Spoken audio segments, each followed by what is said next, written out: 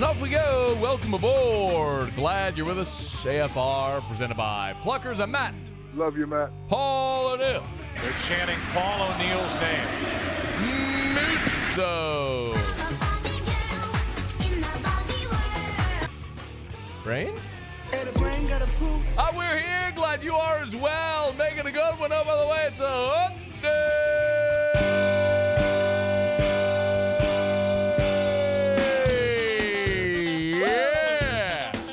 Hump day. You know, this was way more fun when there were people in the building. Mike. What day is it, Mike? I could yell and scream their names down the hall. Hump day. They'd get really annoyed. It's hump day. But nobody's in the building anymore. Mike. What day is it, Mike? Bleeping COVID. Hump day. Hey, Brain's over there. It's hump day. What's up, Brain? How are ya? Mike. What day is it, Mike? Hey. Hump day. Brain, you're fired. Get out of here. It's hump day. All right. Larry Holder, 1 hour from right now. Mike. What day is it, Mike? Ross Dellinger later. Hump day. Something about Congress and college sports or some junk. I don't know. It's hump day. He'll explain it later. Russ Mitchell What day in is it, hour Mike? number 3. Hump day. All right. Let's get to it.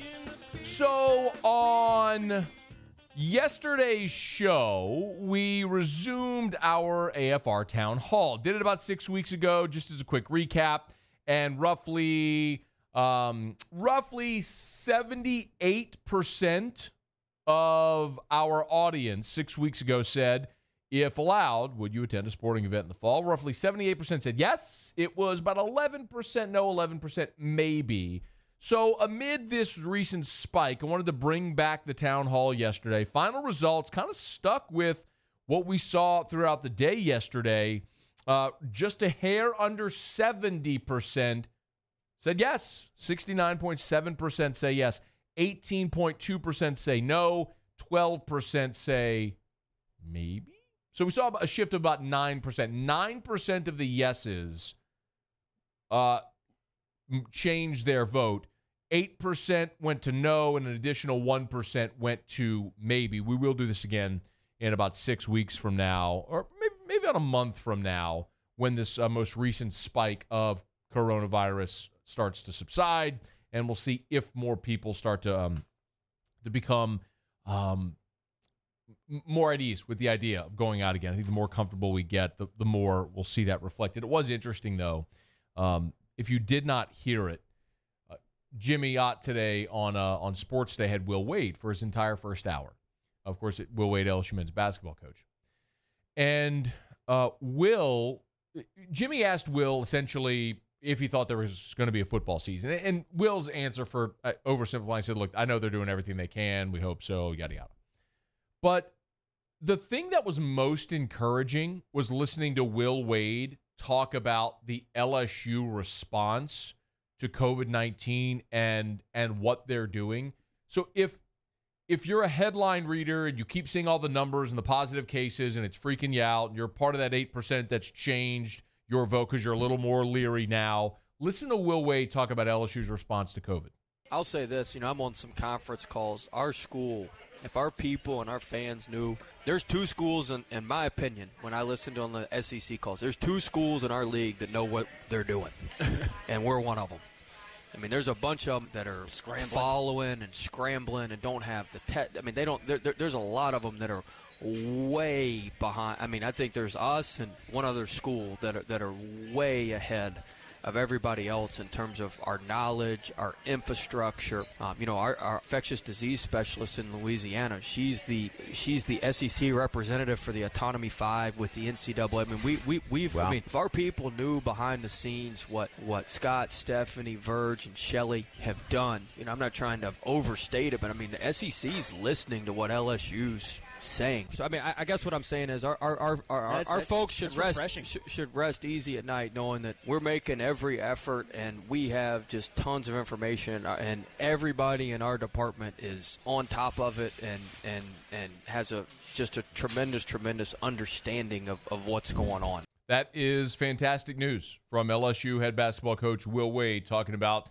the LSU response to COVID. Just 20 minutes ago, I was on a call on a radio station in South Carolina, and they were asking in upstate South Carolina on ESPN Upstate, and they were asking me my opinion on COVID and what the conversations are here. And I told them exactly what I've told you, which is I know LSU's planning for September 5th in Tiger Stadium against Texas San Antonio with fans in the stands, and they hope to pack that joint when Texas is here a week later. But it's about doing our part to make sure we get there in about 9 weeks from right now. When LSU takes the field, of course, they will be debuting a new look offense. I mean, the fundamentally the offense will be the same, but you're going to have a lot of new talent. No Joe Burrow, no Clyde Edwards-Helaire, no Justin Jefferson, no Thaddeus Moss. 4 of your top 6 offensive linemen are gone. We know that. But Mickey Joseph is super confident about this group of receivers, man. Mickey Joseph, LSU's associate head coach and wide receivers coach, stopped by off the bench earlier today, and man, they started talking about Racey McMath. And the reason this became super relevant for me anyway is because I'm bebopping around on Twitter earlier today, and Jim Nagy, who is the executive director of the Senior Bowl, earlier today had a tweet. He was tweeting about LSU wide receiver Racey McMath. His tweet was, I'll just read it for you here directly. He said, under the radar name to remember for the 21 NFL draft is LSU football wide receiver Racey McMath. Hybrid wide receiver, has been used in 12 personnel, some cool flash plays on 19 tape. We like him based off tool similarities to Senior Bowl alum Stephon Sullivan, who, of course, played at LSU as well. Again, it's one thing when we say it. It's one thing when the LSU coaches says it. It's another when the guy who's the executive director of the Senior Bowl, who's inviting players to his game to put on the best game, the best all-star game that every NFL team comes to and is sponsored, makes money. It's like that. It's another when you consider the source, and it's Jim Nagy. But that got my wheels spinning, and then I heard the guys talking to Mickey Joseph today, and he gushed about Racey McMath. Here's what Mickey Joseph said about LSU's number 3 wide receiver. The problem Racey has that Racey plays at LSU and he plays in a stack room, okay? Now, if Racey could play in some of those other conferences, little watered-down conferences, and you know, they go where that kid can play. But no, Racey plays at LSU, he plays in the SEC West, so he gets the 3rd guy. But he's better than most first guys that they're going to take in the first round. Because Racey's big, he can run, he's strong, he's smart, and guess what he can do? He can play on every special team, and he don't mind lighting you up. You know, and that's one thing he brings to our room. Racey brings attitude to our room, but he brings work. I got to drag him at practice. I got to make him get out. Like, hey, you got to get out. This is your rep off. He's going to work his tail off. And I take my hat off to Racey because it didn't start that way for him. It started slow. He got behind the 8 ball. Then Jamardin came in, you know, but guess what he kept doing? He said, I'm going to get on special teams and I'm going to help this team win. And then I'm going to get myself in a situation where I'm going to be in this lineup. It might take to his senior year, but he's here. We're happy to have him. He's going to have a great year this year. And you're right. He can be a first or second rounder. I hope we see him on special teams. You know, when I fell in love with Michael Clayton, he was a freshman in 01, and he made some freakish catches. But that was Josh Reed's year. Make no mistake. When Reed won the Blitnikoff. But I still have the vision of the LSU-Auburn game. They got moved to December, and Michael Clayton flying downfield with his hair on fire, splitting some cat from Auburn in half on special teams. Remember that? Maybe my favorite LSU football player of all time, not just by position, my favorite LSU football player of all time. Jarvis Landry's on the short list. As great a receiver as he was, I love the fact that he would annihilate, a 5-star wide receiver, annihilating dudes on special teams. And here you have Mickey Joseph saying the same thing that Racey McMath is willing to do, which is awesome. That'll certainly get him on an NFL roster. But one of the really interesting conversations when you start to dissect LSU's passing game for 2020 and what it might look like. You know you lose Justin Jefferson, 111 catches, 1,540 yards, 18 touchdowns. The other 2 receivers you lose are Derek Dillon, 15 for 202 and 2 scores, and Stephon Sullivan, 12 catches, 130 yards. in all, just at receiver. I'm not talking about Clyde Edwards-Helaire. I'm not talking about Thaddeus Moss. I'm just talking about the receivers that you lose. 138 receptions, 1,872 yards, and 20 touchdowns. Even if Jamar sees his production drop because teams shade to his side and double team him, that's going to open up the opportunities for Terrace Marshall and obviously for Racey McMath. The other thing that was astonishing was listening to Mickey Joseph talk about Arik Gilbert and how big of a matchup problem he is and is going to be for opposing defenses this year. He's a matchup problem. If you got him to the left and you got Jamar to the right, you got to pick your poison. You know, you got who you want to guard, who you want to give the attention to, and I'm sure they're going to give it to Jamar. So this kid's going to be great because this kid's going to get probably the third or fourth best cover guy on each team because Terrence is going to get the second best cover guy. Bracey might get the third. This kid's going to get the fourth and help that kid because guess what? If he gets the fourth cover guy, game's over now. He's going to take over. When you're talking about the highest graded tight end in the history of 24/7 sports, stepping on the field and matching up with the opponent's fourth best cover option, all of a sudden you start to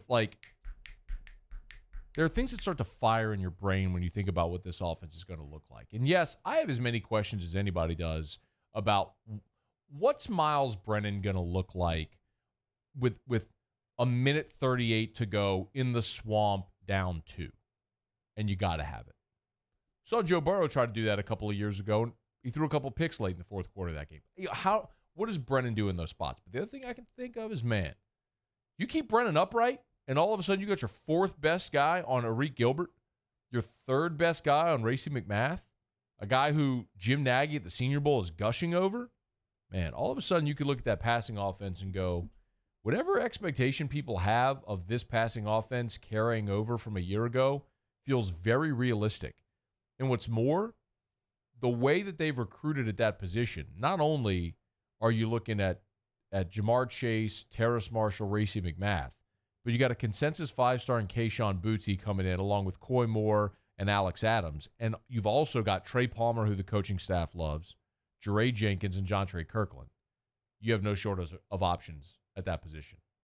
All of a sudden, for a guy who a couple of years ago was screaming red-faced for anybody who would try to ask me about receivers because I was so sick of hearing the conversation every year, admittedly, this is a hell of a lot of fun, thinking about what this is going to look like this year, even without Justin Jefferson.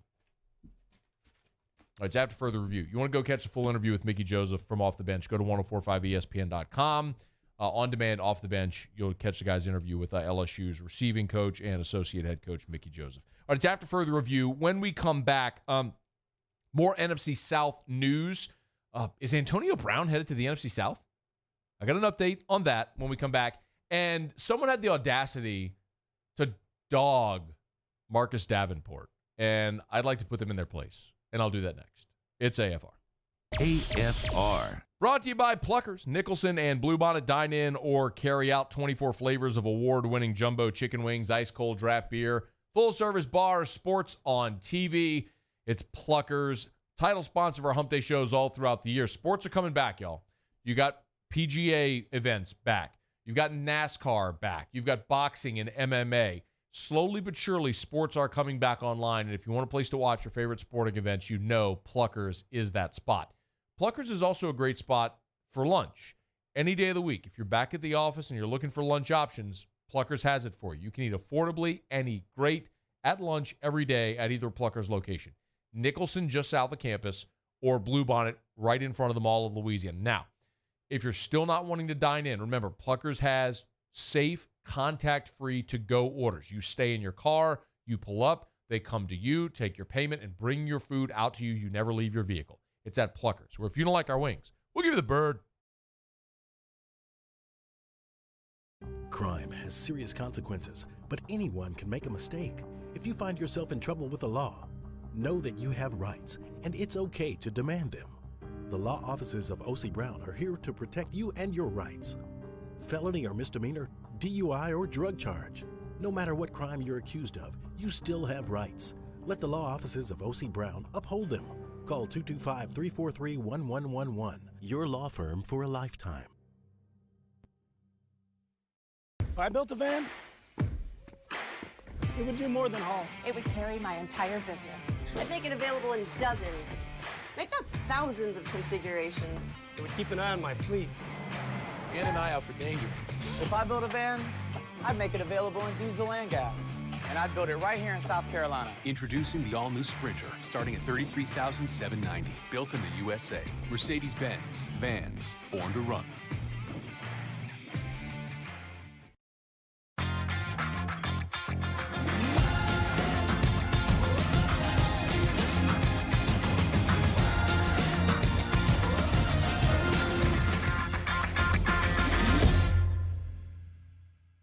Are you a licensed contractor? There's lots of good contractors in Louisiana doing work the right way, but unfortunately, too many unlicensed contractors are working outside the licensing requirements. Working as a contractor in Louisiana requires a license for the company doing the work. The Louisiana State Licensing Board for Contractors wants to help you get licensed to allow you to conduct work legally. It's not difficult to get the license. We can help you. Go to lacontractor.org for more information. Licensed contractors, it's the law. At All-Star Toyota, you get it all. If you're in the market for an all-new Toyota vehicle, come see our friendly and knowledgeable sales team at All-Star Toyota. Located in Baton Rouge at the corner of Airline and Goodwood, we've been serving our community since 2005 by offering a large selection of new Toyota cars, trucks, and SUVs. Get behind the wheel of your dream car and take a test drive at All-Star Toyota today. This isn't just another day. It's so much more. Kelly's life was put on hold when her auctioneer primary care doctor discovered a rare blood disorder. Her doctor connected her to an auctioneer care team of cancer, heart, and kidney specialists. With multiple primary care locations around Baton Rouge, same-day appointments, and online scheduling, we're relentless about keeping you healthy. Auctioneer Baton Rouge, innovating healthcare for Kelly. Our big New Year sale is going on now at Corval Toyota in Opelousas, and you can get $3,200 off MSRP on a 20 Tacoma TRD or lease a 2020 Tacoma Special Edition for $209 a month. Come on down to Happy Town. That's Corval Toyota in Opelousas, Happy Town, USA.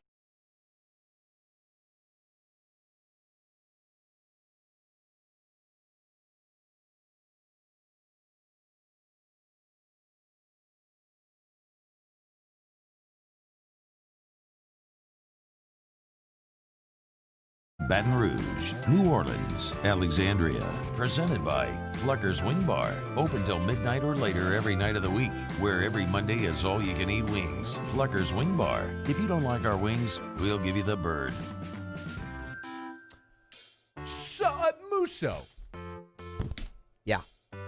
Yesterday on the show, if you recall, I asked you to Google Jalen Hurts risk.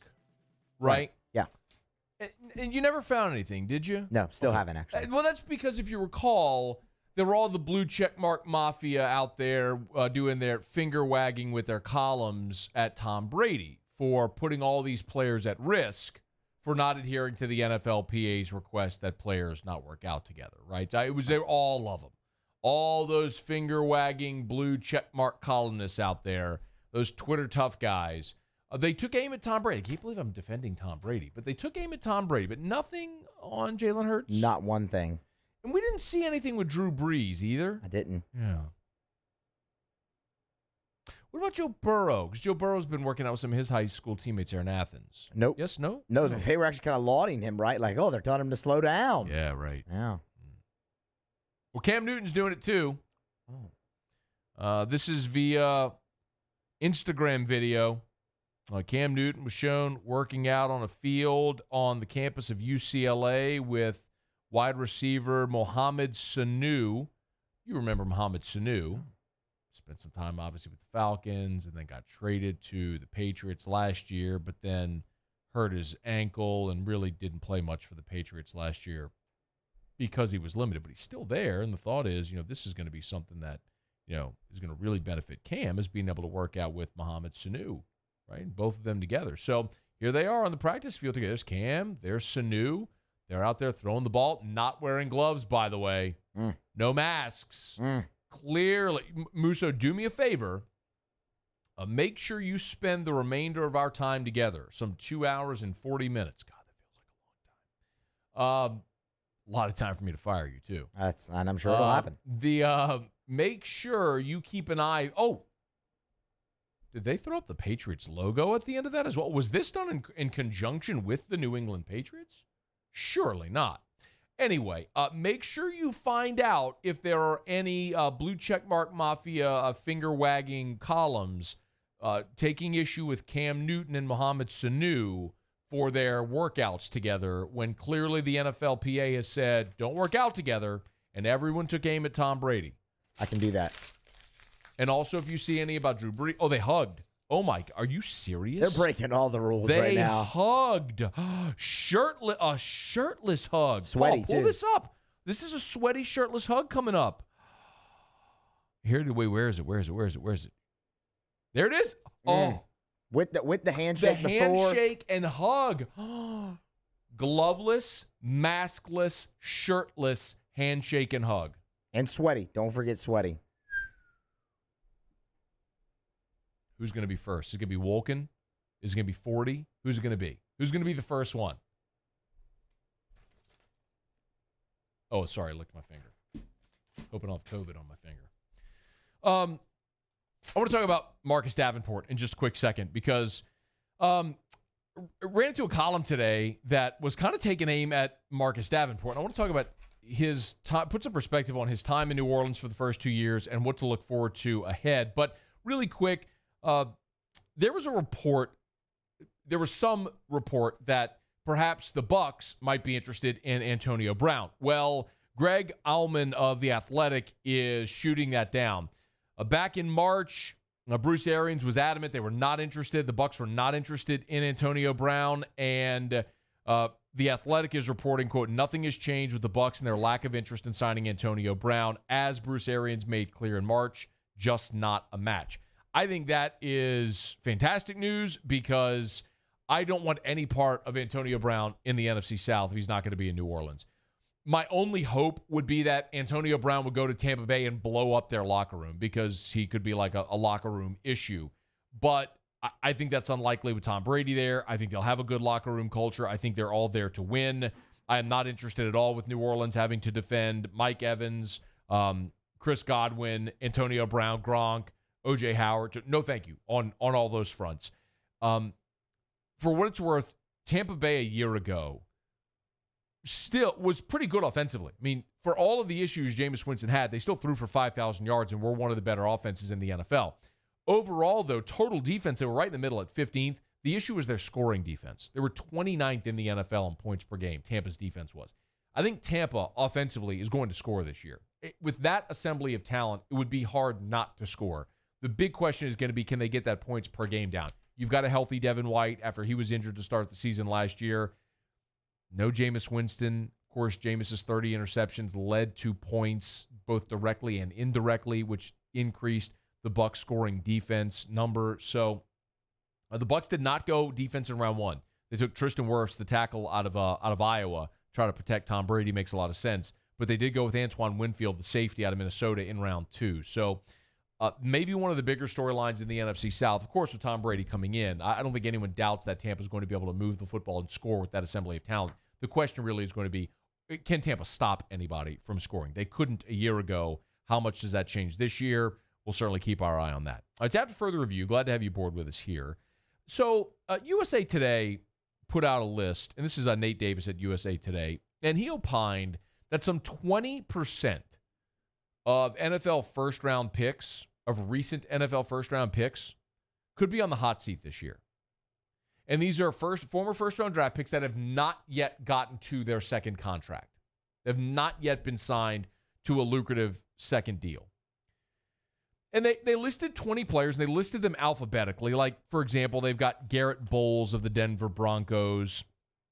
They got Corey Davis, the wide receiver from the Titans. Andre Dillard, the left tackle from Philadelphia. Bud Dupree of the Steelers they've got on the list.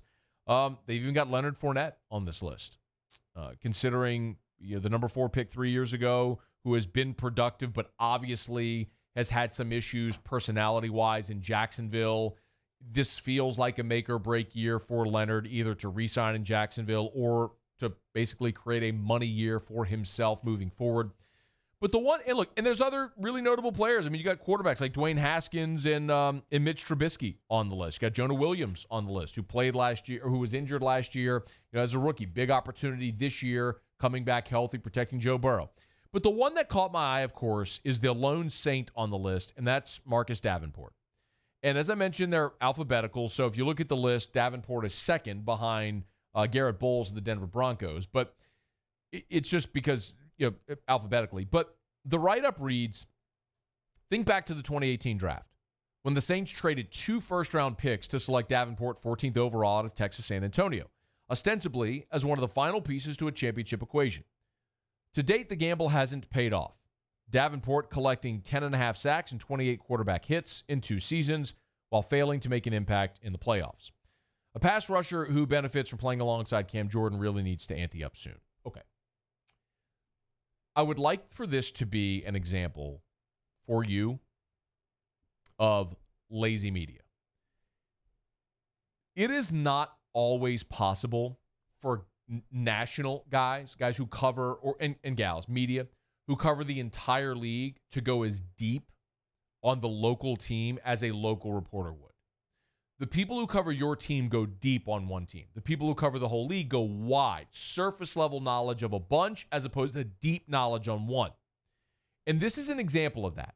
And this is where I would point, and I'm not trying to crush this guy, but this is where, if you're Nate Davis, you would generate contacts with people who cover the team and ask them their opinion on this before you write the column. Because here's the problem with that opinion, that very lazy opinion from Nate Davis. First, Marcus Davenport has missed 3 games in each of his NFL seasons. He's played in only 13 games. So to strictly look at his statistics through 2 seasons is, without mentioning the injuries, is misleading. You could argue that he's shown to be injury prone, and that's a concern, and that's legitimate. But just looking at production and saying he didn't make an impact in the playoffs when he didn't play in the playoffs, that matters, right? But the 6 sacks he had a year ago were second on the team to your all-pro defensive end, Cam Jordan. I'll take my second defensive end with 6 sacks opposite my starter, all-pro, who's getting 15.5, especially when it's only in 13 games.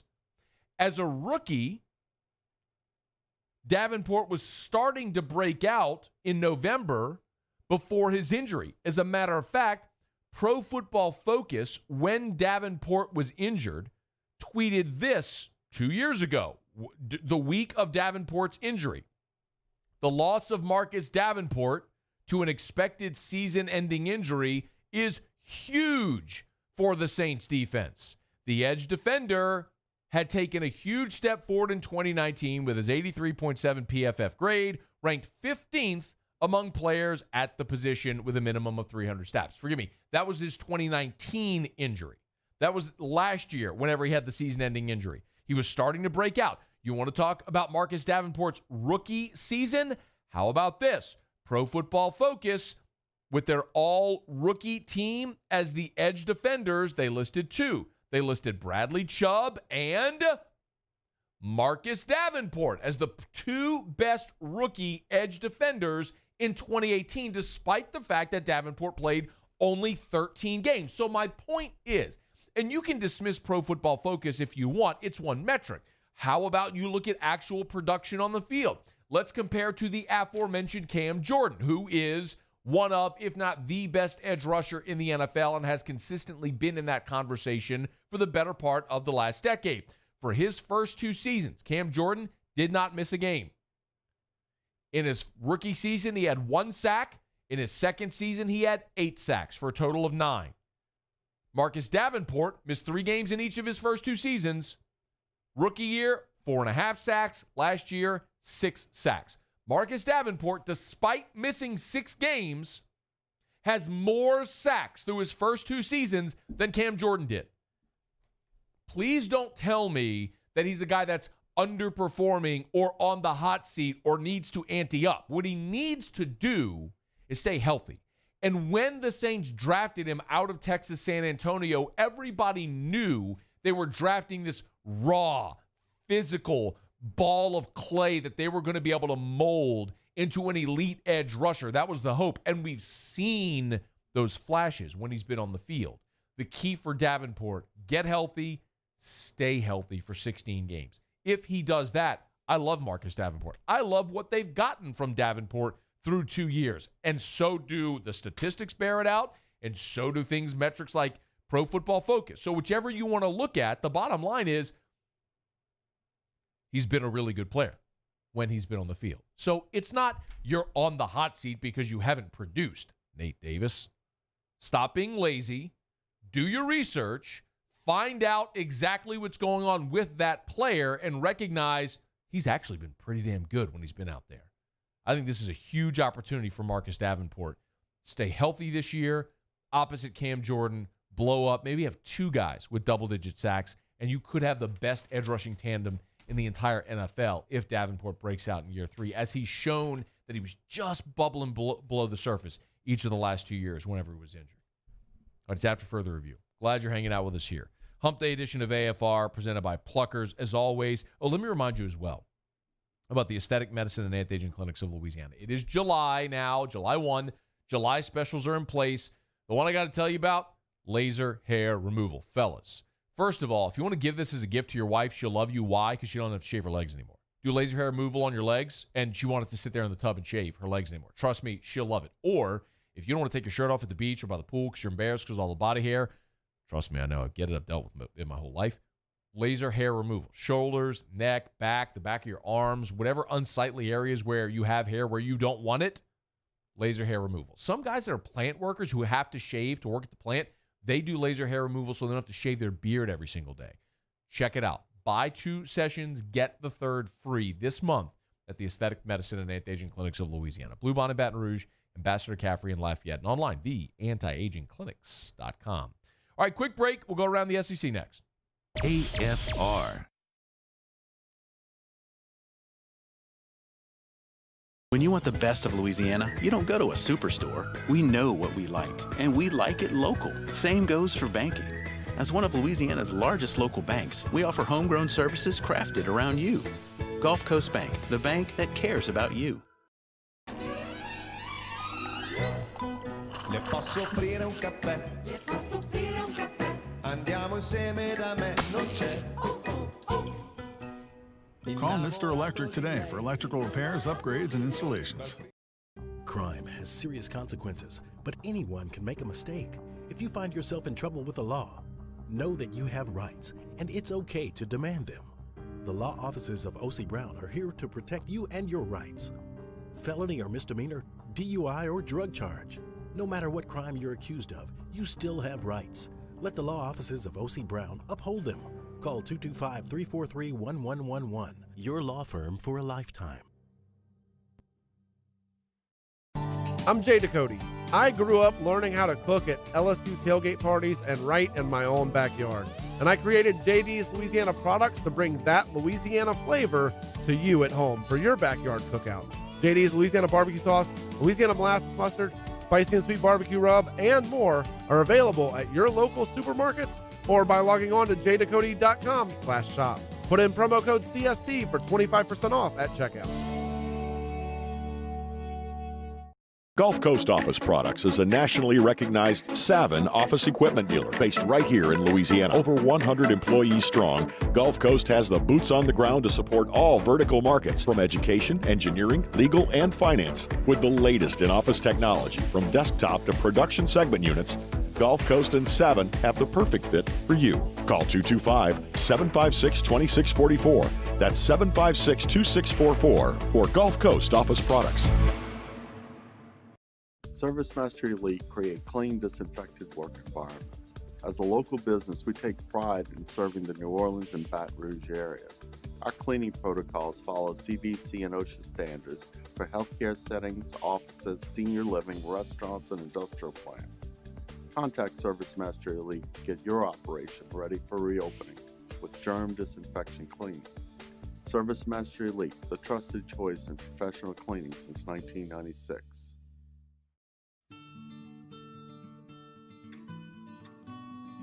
This is a house call. This is a follow-up appointment.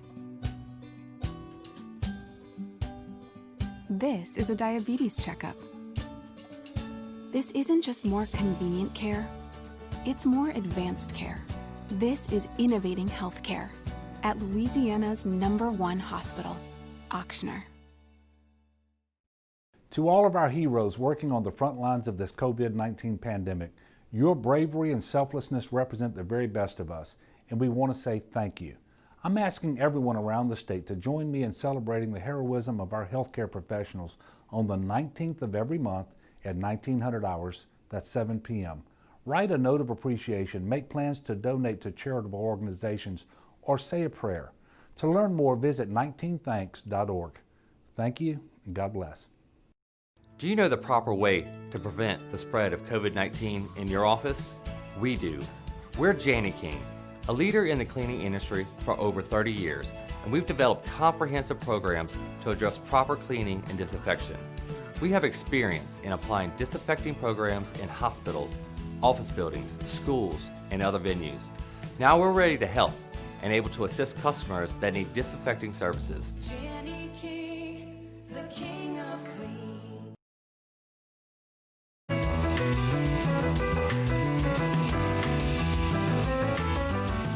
After further review with Matt Moscona, ESPN Baton Rouge, New Orleans, Alexandria. Presented by Flucker's Wing Bar. Open till midnight or later every night of the week, where every Monday is all-you-can-eat wings. Flucker's Wing Bar. If you don't like our wings, we'll give you the bird.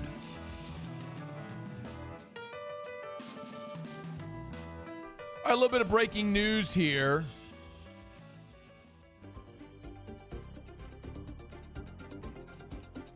Pro Football Talk reporting 2020 preseason has been cut in half for the NFL. Was expected. We talked about it last week whenever the Hall of Fame game was canceled. We were anticipating the preseason being cut in half. Anyway, now it is expected to be made official by the NFL very shortly. Pro Football Talk is reporting it. I love this decision. I think it's 100% the right thing to do. Let's work our way through it, right? And first and foremost, why does the preseason exist? When we all acknowledge the preseason is largely meaningless, right? You got some guys trying to make the team, but you don't need it. You don't need 4 or 5 if you play in the Hall of Fame game. You don't need it that many games, right? We all acknowledge that. It's why in the new CBA the teams were good with extending the regular season and cutting the preseason. But the thing that matters for the owners is when you're selling tickets, brother, you sell the full 10-game package, 8 regular season games, 2 preseason games. Well, if nobody's going to be in the stadium, what's the point in having the game? You don't get the gate, the concessions, the merchandise, parking, etc. So essentially, it would cost owners more to have the game, theoretically, than to not have the game.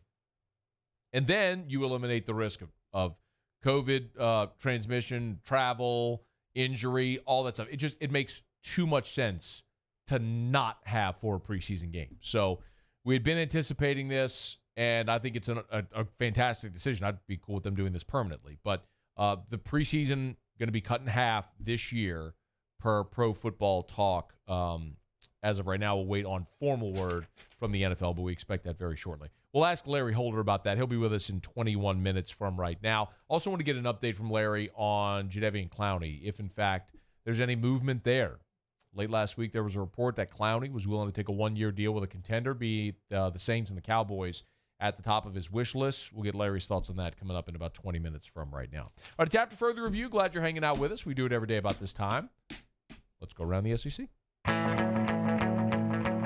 Around the SEC, presented by Gulf Coast Office Products, excellence in imaging solutions. The Ole Miss Rebels. Ole Miss and Charlotte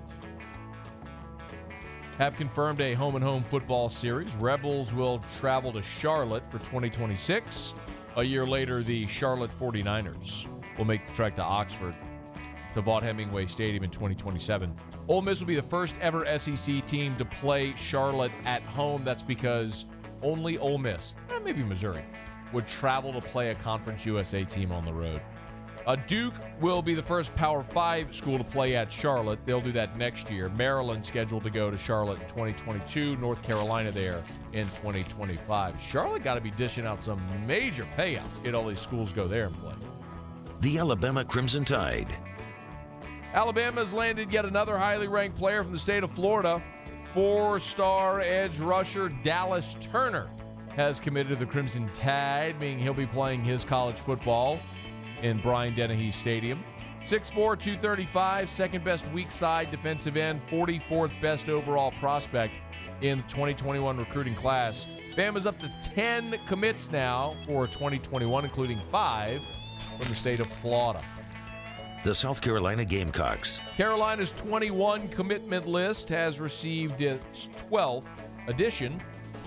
3-star wide receiver Simeon Price out of Pensacola has committed to the Cox. He's the 824th overall prospect, the 121st best wide receiver, the 3rd wide receiver to pledge to the Gamecocks for 2021, 6 foot, 204 pounder. The Vanderbilt Commodores. And wrapping up a recruiting edition of Around the SEC, Vandy has bolstered its 2021 class with a pair of prospects. Offensive lineman Gage Pitchford has committed, and so has Dylan Betts-Pauley. He's a 3-star running back. That means the Commodores now have 9 commits for 2021. Betts-Pauley is 6 foot 215, the number 86 running back in the country, a 1,300th best prospect nationally. Vanderbilt chose the doors over Tennessee, Kansas, South Carolina, UAB. Pitchford, the offensive lineman, 6'6", 280. Be big for a running back. He picked Vandy over Mississippi State, Arizona State, and Kansas. There you have it. That is Around the SEC, presented by Gulf Coast Office Products. Shout out to our guy Trey Beal and our friends at Gulf Coast Office Products. They're online at gcopnet.com. gcopnet.com for Gulf Coast Office Products. Interactive whiteboard. Ask about it when you call Gulf Coast Office Products. gcopnet.com with offices in Baton Rouge, Lafayette, New Orleans, and on the North Shore. gcopnet.com for Gulf Coast Office Products. All right, y'all, we'll knock out a quick break here. Come back and wrap up hour number 1. Bourbon Dictionary with Taylor Calandro. If you got questions, 4th of July is this weekend. If you're going to be popping fireworks or hosting a party, I think everyone's being encouraged not to go out and about. So if you're going to be staying in on this 4th of July, wondering what to pour at your bar, get your questions in for Taylor Calandro. It is a Whiskey Wednesday, but you can ask any booze questions you want. You can tweet me at Matt Moscona at 1045ESPN. Email.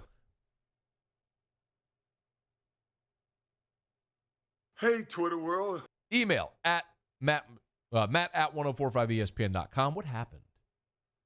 I had the pot down from fading out the around. Oh, the so SEC all we bed. got was yeah, which was the end of world. Yeah, We got juice software. going. Oh, you're blaming the software. Of course. Yeah. Musso, you're fired. Hmm. Let Brain sit there so I can fire him.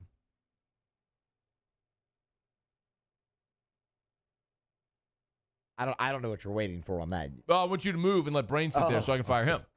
It's pretty clear instruction. And nobody's moving. It's like I'm talking to a wall. No, I was just kidding. All right, it's after further review. Taylor Calandro joins us next on AFR. AFR. Brought to you by Darren James and Associates, powered by eXp Realty. Every home listed by every company. All in one place. Agent225.com. Agent225.com. Y'all, it is a seller's market out there. If you are thinking about selling your home, if you've been thinking about or have ever thought about selling your home, this is the time. Right now, because of COVID, there is just such a lack of inventory on the market right now. Here's one in Walker on 3 Lakes Drive, 264.9, 4-bedroom, 2-bathroom, 1,800 square feet. Check it out right now at agent225.com. Tap our listings at the top of the page, and you'll see them right there. Nobody in Baton Rouge sells more homes than Darren James and his team. Not me saying it. It's basically every single company that puts out awards and recognition for the number of homes sold by an individual and a team. Darren's always at the top in Baton Rouge. Agent225.com or give Darren James a call, 335-7666.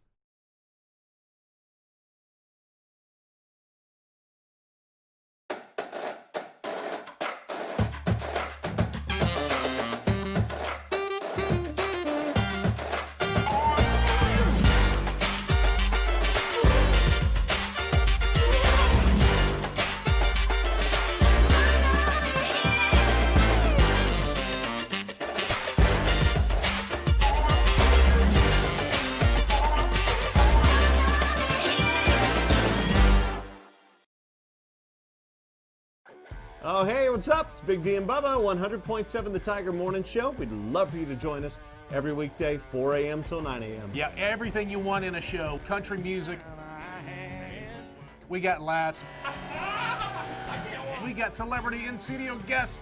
We just need you. Join us every weekday morning, 4 a.m. to 9 a.m., right where it all started. That's right. Louisiana's country station, 100.7 The Tiger.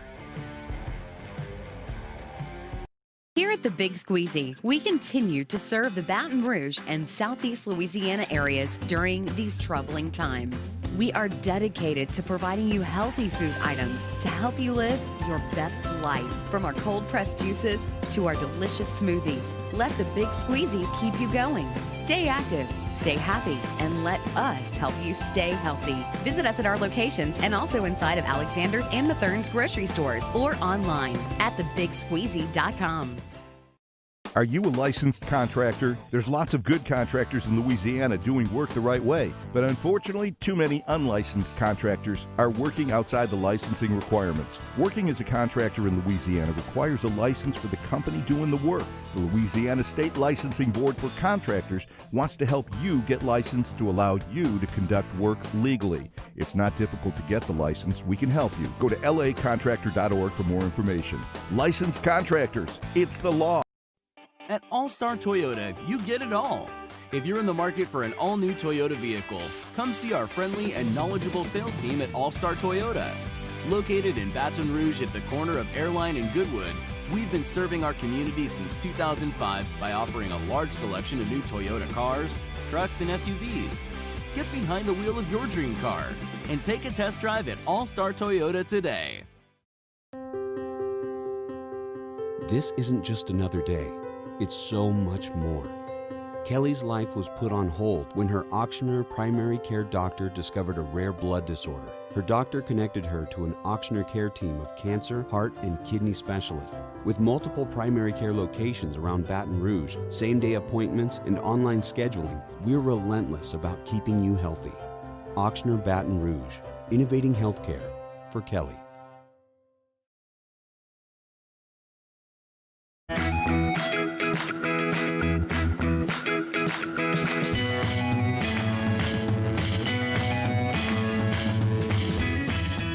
After further review with Matt Moscona, ESPN Baton Rouge, New Orleans, Alexandria. Presented by Plucker's Wing Bar. Open till midnight or later every night of the week, where every Monday is all-you-can-eat wings. Plucker's Wing Bar. If you don't like our wings, we'll give you the bird.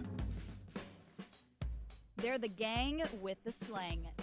This is Bourbon Dictionary with Matt Moscona and Taylor Calandro. All right, it's a Whiskey Wednesday. Been doing this during the shutdown. Might as well just carry it on. 4th of July is this weekend. Many of you will be celebrating both tomorrow and Saturday. Friday and Saturday. It feels like a Thursday already because we got a short week. So, got your booze questions you want to entertain? Get in for Taylor Calandro here, Wine and Spirits Director over at Calandro's in Baton Rouge with 2 locations. Perkins at Seagan and the Mid-City location on Government Street, just down from where we are, right here at our studios. Taylor, how are you, dude? I'm good, Matt. What's happening? Another day, another dollar, later another drink. Give me your review of Sweetens Cove, or what you're hearing. This is the Peyton Manning whiskey that we talked about a few weeks ago. Well, it's I saw an official review today, and from a pretty reputable website, Drink Hacker, and it's good reviews. They gave it a pretty high score, and they're pretty tough when it comes to grading stuff. So they're not really affiliated with anybody. They just get samples sent to them. So yeah, it's it got an A, which is good for that website. So I'm kind of excited about it. So this is the Peyton Manning Andy Roddick whiskey we talked about. It's named after a golf course, Sweetens Cove. It's 13-year bourbon. It's going to be absurdly priced, over $200 a bottle, if I'm not mistaken. What do you know about the master distiller?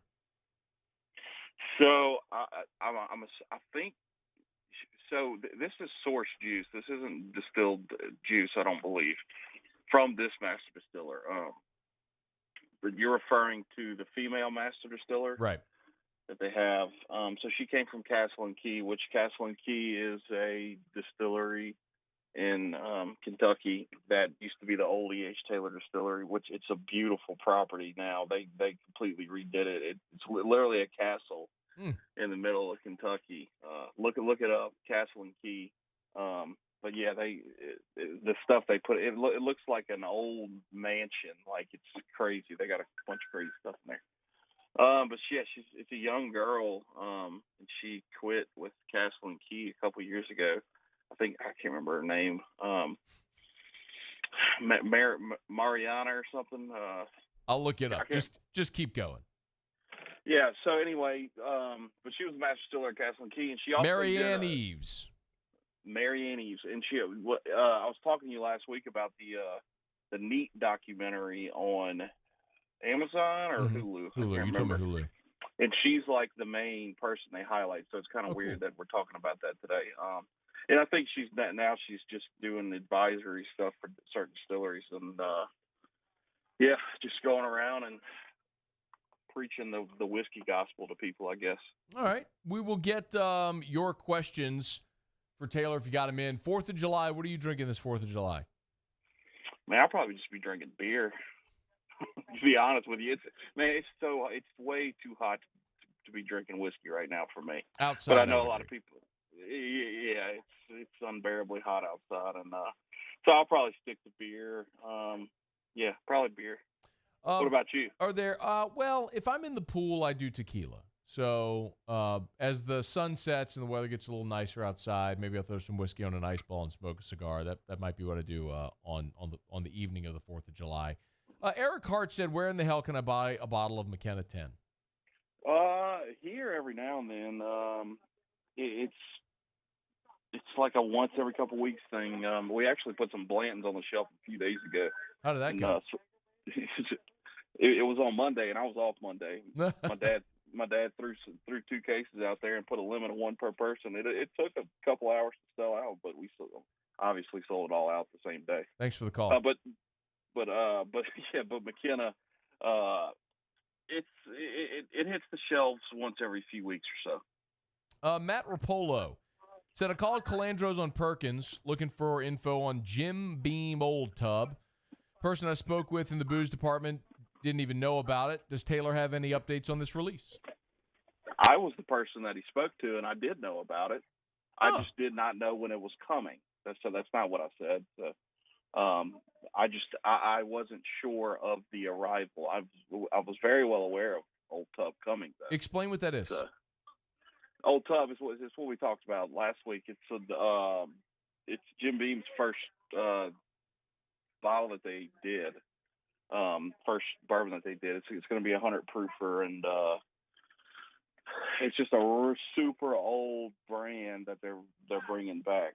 So I really don't know a whole bunch about it other than that. Do you know about how many bottles you get, how many cases you'll get? I think the state's getting about 200 cases from what I've heard. So, and I don't know if I'm sure there's 6-pack cases. So there'll be 1,200 bottles to go around Louisiana. So, but I'm sure we'll. Okay.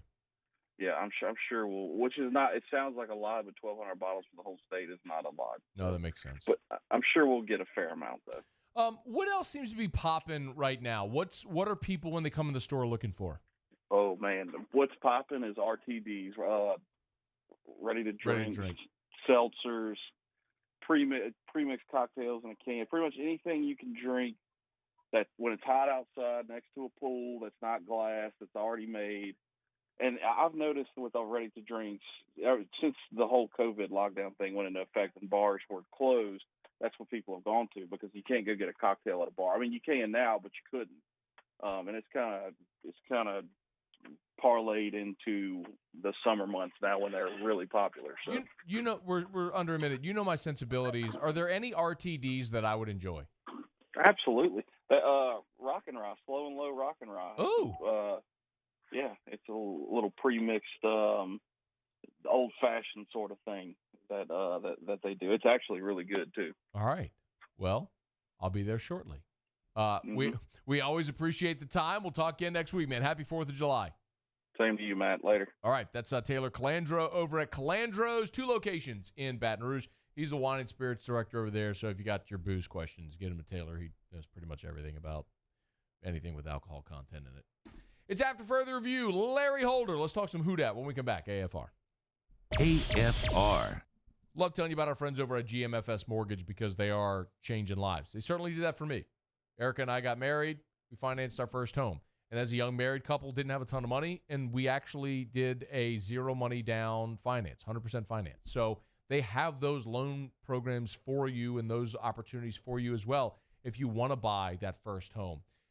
It's just worth inquiring. But most importantly right now, it's a moment in time where the reason we've seen the Fed lower interest rates is awful because of what's happening with COVID, but it's also an opportunity for all of us collectively to take advantage. Rates are at historically low levels. If your interest rate on your mortgage is above a 4, it is so worth the call. Don't wait. It's just not going to last forever. So take advantage of it now.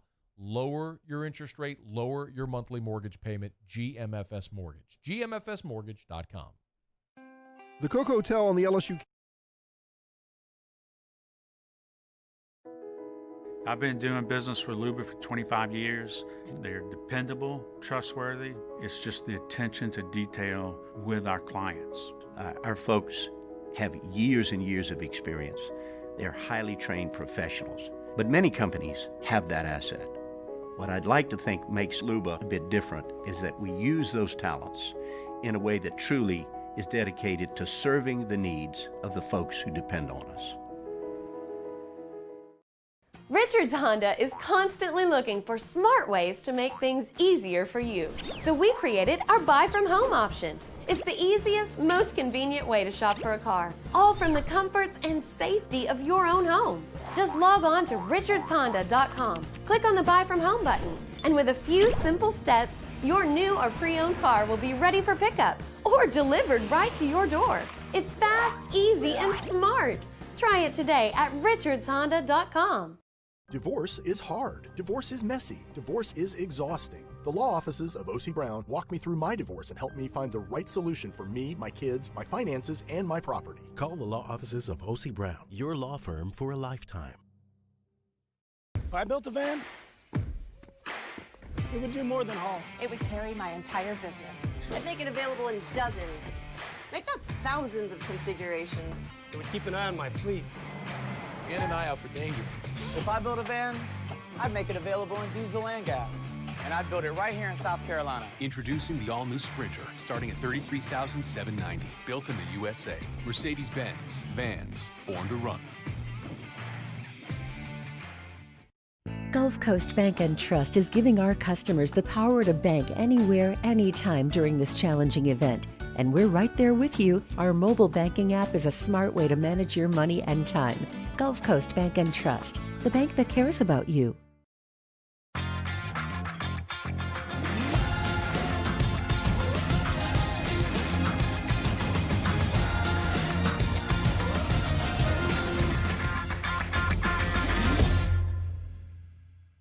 Gulf Coast Office Products is a nationally recognized Savin office equipment dealer based right here in Louisiana. Over 100 employees strong, Gulf Coast has the boots on the ground to support all vertical markets, from education, engineering, legal, and finance. With the latest in office technology, from desktop to production segment units, Gulf Coast and Savin have the perfect fit for you. Call 225-756-2644. That's 756-2644 for Gulf Coast Office Products. Visit Bayou Ford for a new 2020 Ford F-150 for only $30,400 with 0% for 72 months. And all new Bayou Ford vehicles come with a 1 million mile powertrain warranty. The crew at Bayou Ford is going to do right by you. has serious.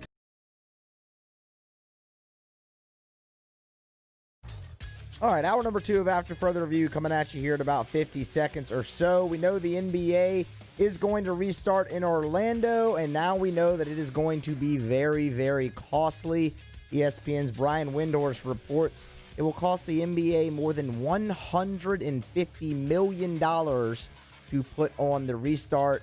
That includes housing of the 22 teams at 3 different resorts and their staff, meals, daily coronavirus testing, other medical support, and security, transportation, entertainment to the event for 1,500 people at its peak. And they won't have fans in the stands. After Further Review YouTube channel, get over there, subscribe, and hit the bell. That will notify you anytime we post content from the show you might have missed. Could be rants, interviews, or segments. It's the After Further Review YouTube channel. This is hour number 2 of AFR now.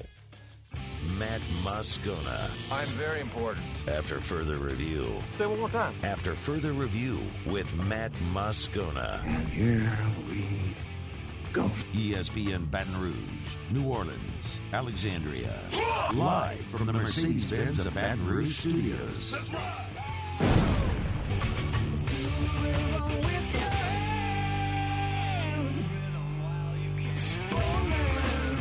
Hour 2, off we go. Welcome aboard. Glad you're with us. AFR, presented by Pluckers. I'm Matt.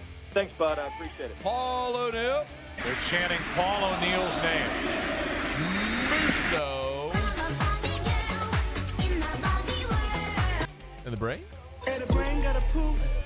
Brain, what are you doing over there? And Toby Tomplay. So yesterday I told you that Toby Tomplay, musician who's singing the After Further Review song you're hearing right now, he's running the fireworks stand on Highway 42 across from, anyway, it's on Highway 42 in Prairieville. And I said, look, if you're going to buy fireworks, go to Toby's stand. You can't miss Toby. Long blonde hair, looks like a rocker guy. Long blonde hair, goatee, little beard.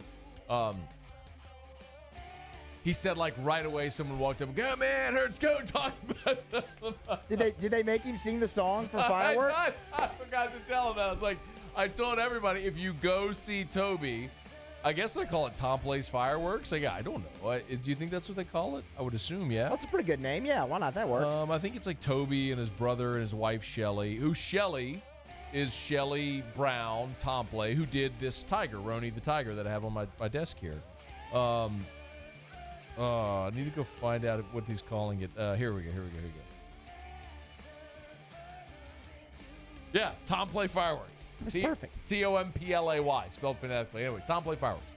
On 42 in Prairieville. So if you go there, just do me this favor. If you're going to buy fireworks and you go there, just find Toby and say, I'll buy fireworks from you only if you sing the After Further Review song. And video it. Oh, that would be awesome. We need proof. Yes. We need proof. Video it. Video him singing the song and then tweet it, tag me, all the good stuff. And then we'll send it to Larry Holder so his kids can watch it and they can call me Matt Mapoopoo. Hi, Larry. How are you? Are those the only words to the song? Yes. It's just After Further Review over and over and over again. You forgot the important part. With Matt Moscona. Oh, they say that. Okay. Yes, he says that. It's Toby Tomplay. He says it over and over. Yes. Yes. With Matt Moscona. Can you hit it again, Musso, so that he can hear it? Let Larry hear it again. Listen good. Here it comes. Get on this one.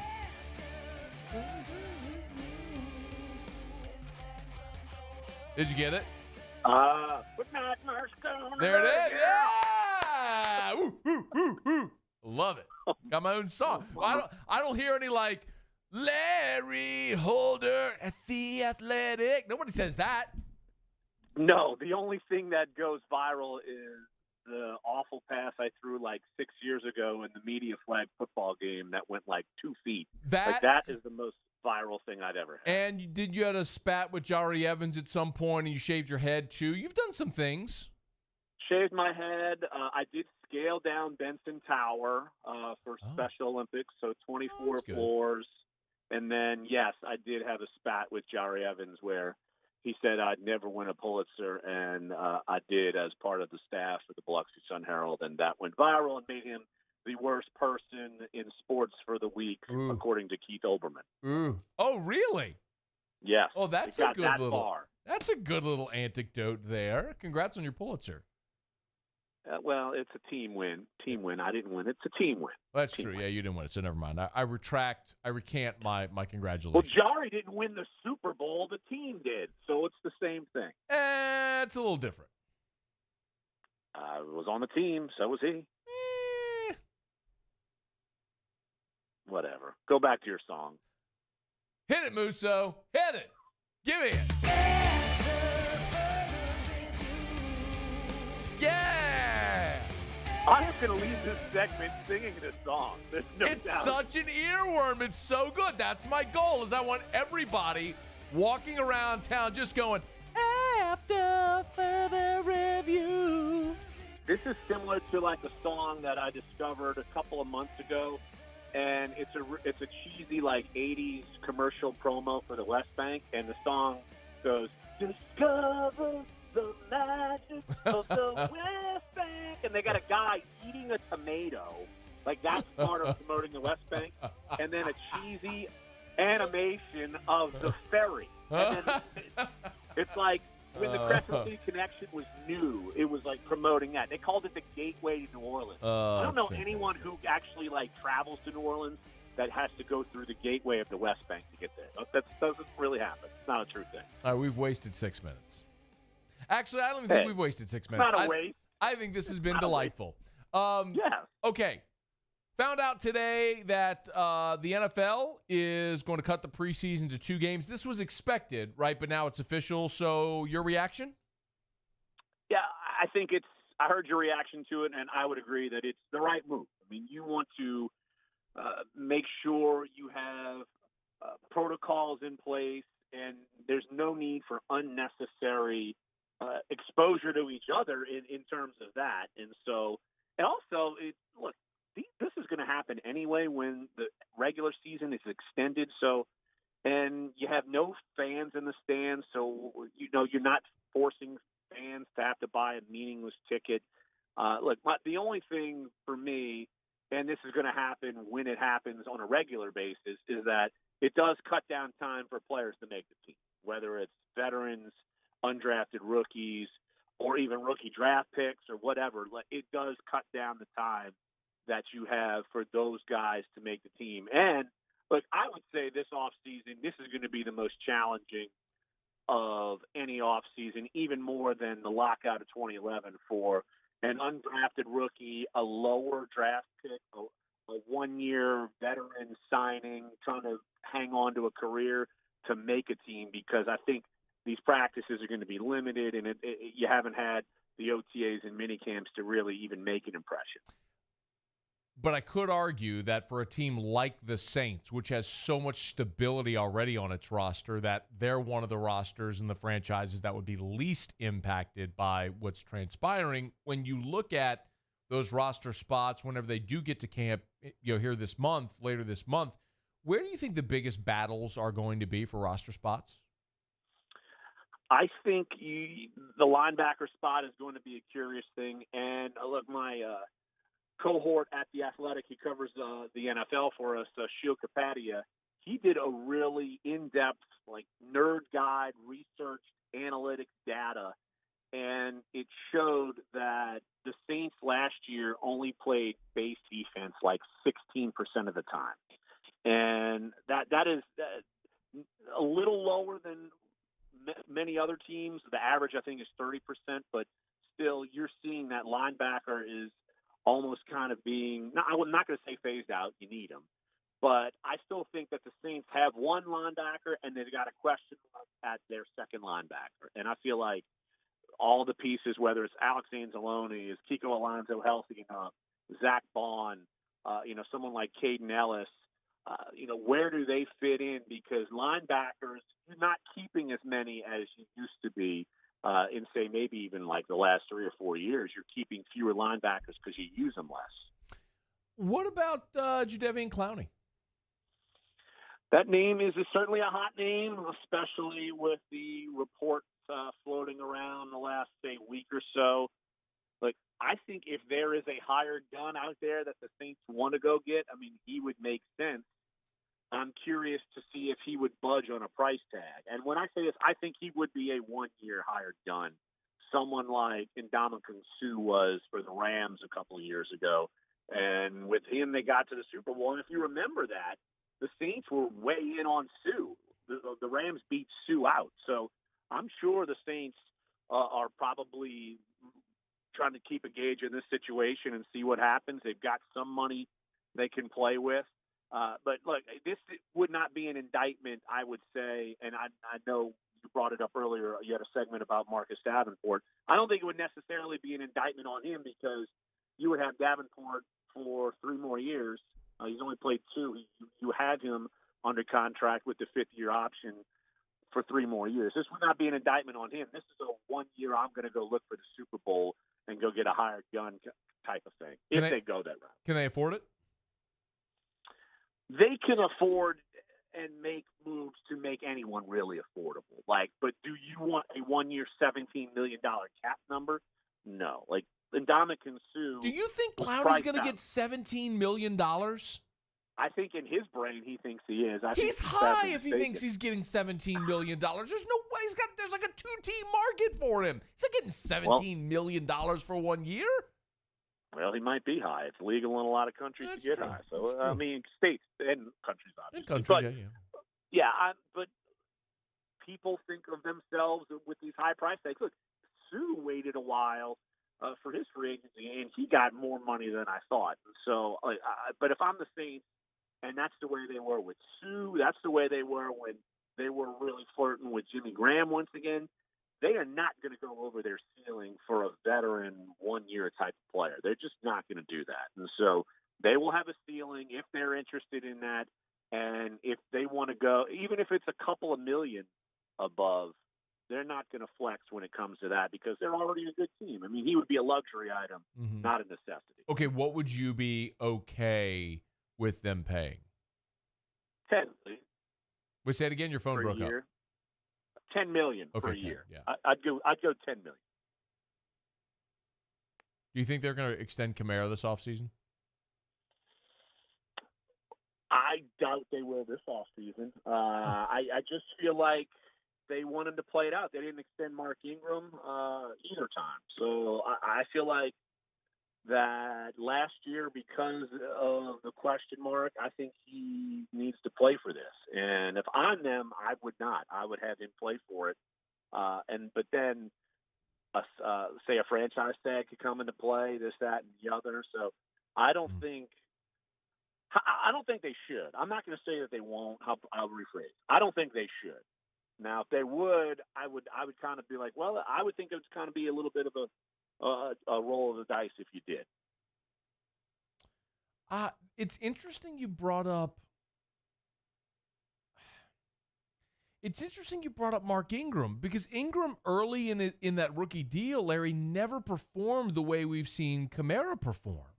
I mean, this seems to me like a no-brainer that you'd extend this guy. It's got to be at the right price, but why would you want to battle a bidding war in free agency next year? But if you go there, and what if you fall off? I mean, we've seen running backs fall off. I mean, I think that's the position they're in, that if they really like him and if they don't have a number that they agree upon, he plays it out, and then they franchise tag, and then you see what happens. I mean, it's just it's the unfortunate part of being a running back. I mean, people can go, look, they got him in the 3rd round. People get running backs all over the map. Look, I did an all Saints 53-man roster, a franchise from 67 to 2019. They had 5 running backs taken, the 4 running backs taken in the top 5 picks overall, whether it's Chuck Muncie, Reggie Bush, George Rogers, and I'm blanking on the other one. Deuce? And none of them made – no, Deuce was in the top 20. Deuce made my roster. Wait, what did you say? That you did? Sorry. I did an all-time Saints 53-man roster. Okay. That ran, I think, last week.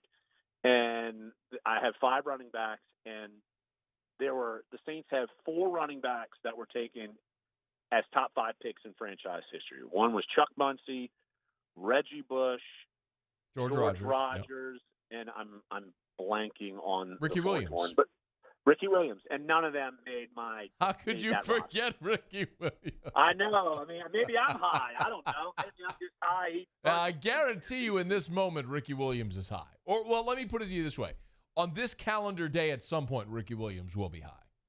In like 5 minutes. 4:20. Oh yeah, good point. Yeah, look at that. See what I did? Yeah, I see what you did there. Before you jump, Larry Holder, theathletic.com/New Orleans. He's on Twitter at Larry Holder. You and I spoke to. Are you ready to promote what you're working on?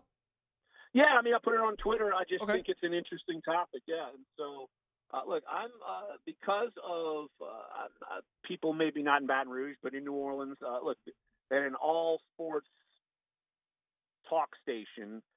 Recently, just have a total format flip. I mean, so they tried to go local New Orleans sports talk, and it flipped. And I've always wondered, especially in New Orleans, you've seen people try to do sports talk and all day, and it doesn't work necessarily.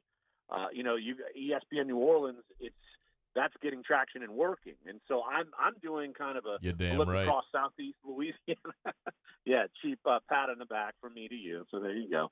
And it's I'm just curious to see the viability of sports talk radio within the Southeast Louisiana, where it goes. And so I'm talking to people across the board. I mean, people are reaching out to me wanting to be part of the story. I mean, and it sounds like a lot of people within the media and outside of the media locally had the same questions because, I mean, we've talked about it. We know what the sports talk giant is here in New Orleans. I mean, we're grown ups. We can talk about it. WWL. I don't care if you say it. Right, exactly. And so, but where do you go from there? So far, it's really been interesting. And the crazy thing about it is it's not a sports talk giant. It's a news talk giant that has sports in drive time, which is, as you and I talked about, which is literally unlike anything else anywhere. Like, there's no other major market that has a news talk station with a sports drive. It's a bizarre thing that has just worked for that station for an irrationally long time. But it works. It's an outlier. Yeah, and so I'm talking to people all over. Like I talked to you. Like I'm even going kind of in the Lafayette market because there are a lot of local sports shows there, and there are not a lot of local New Orleans daily based shows. I mean, you're based in Baton Rouge, but you're on a New Orleans station. But there are very few here now, and so I'm just curious, just talking to people in broadcasting and not just in radio. I'm going to have some other voices in there as well, and so it's.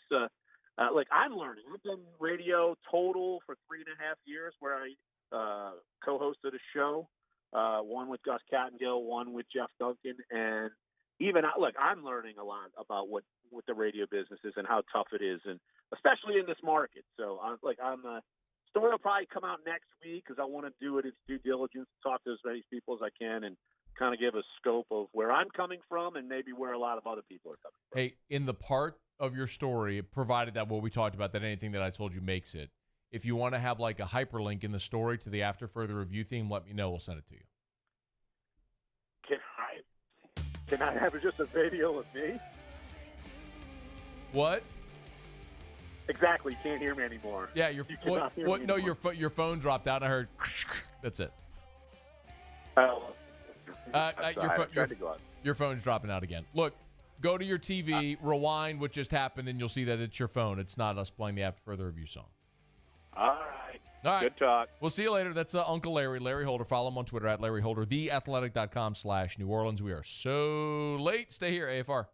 AFR. Brought to you by Carriages in Bocage. Pumped for my guys. Carriages in Bocage, yet again, voted by you in the best of 225, the best men's clothier. That's like a bajillion years in a row.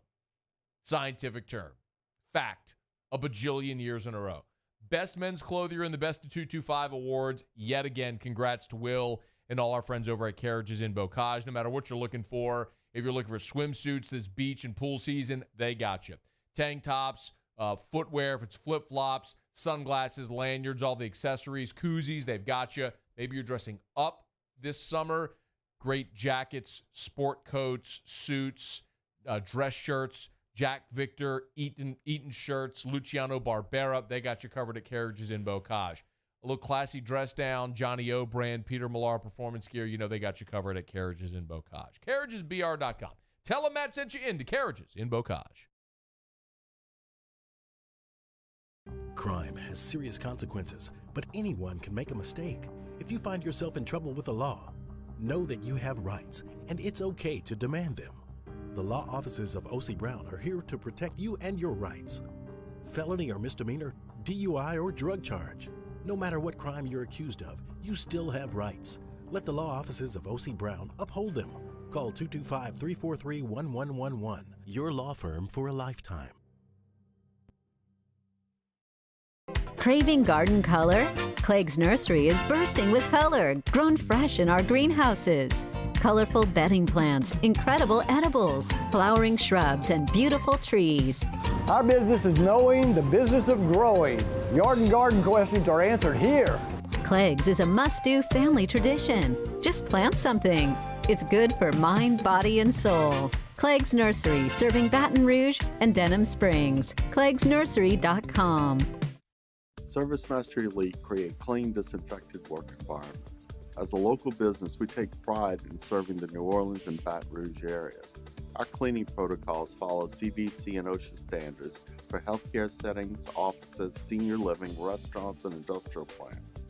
Contact Service Mastery Elite to get your operation ready for reopening with germ disinfection cleaning.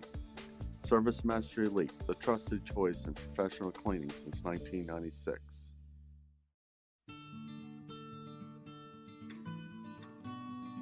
This is a house call. This is a follow-up appointment. This is a diabetes checkup. This isn't just more convenient care, it's more advanced care. This is innovating healthcare at Louisiana's #1 hospital, Ochsner. To all of our heroes working on the front lines of this COVID-19 pandemic, your bravery and selflessness represent the very best of us, and we want to say thank you. I'm asking everyone around the state to join me in celebrating the heroism of our healthcare professionals on the 19th of every month at 1900 hours, that's 7 p.m. Write a note of appreciation, make plans to donate to charitable organizations, or say a prayer. To learn more, visit 19thanks.org. Thank you, and God bless. I've been doing business with Luba for 25 years. They're dependable, trustworthy. It's just the attention to detail with our clients. Our folks have years and years of experience. They're highly trained professionals, but many companies have that asset.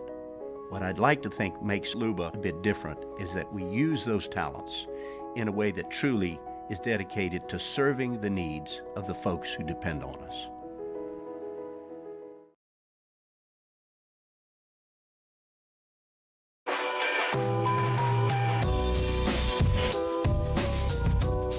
After further review with Matt Moscona, ESPN Baton Rouge, New Orleans, Alexandria. Presented by Plucker's Wing Bar. Open till midnight or later every night of the week, where every Monday is all-you-can-eat wings. Plucker's Wing Bar. If you don't like our wings, we'll give you the bird. Man, we went so late with Larry. I apologize for that. We got Ross Dellinger in about 7 minutes from right now, so I need to move quickly here in this segment. We might have to bump Ross a couple of minutes, but Ross is going to join us because Congress was talking to college football people today about name, image, and likeness. I don't know why, but Ross is going to fill in all the blanks for us. Something significant happened with respect to name, image, and likeness, college athletes, and Congress. So Ross will tell us about that today. You probably saw this. Pretty cool, man. ESPN.com did a feature where they asked fans to vote on the greatest college baseball team of all times. Not team, but players individually. So the players that would make up the greatest college baseball team of all time. And as you might anticipate, LSU was pretty well represented on the list.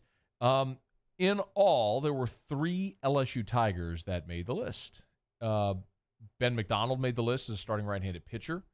And Alex Bregman made the list as starting shortstop, and Todd Walker made the list as the starting second baseman. So the middle infield was LSU.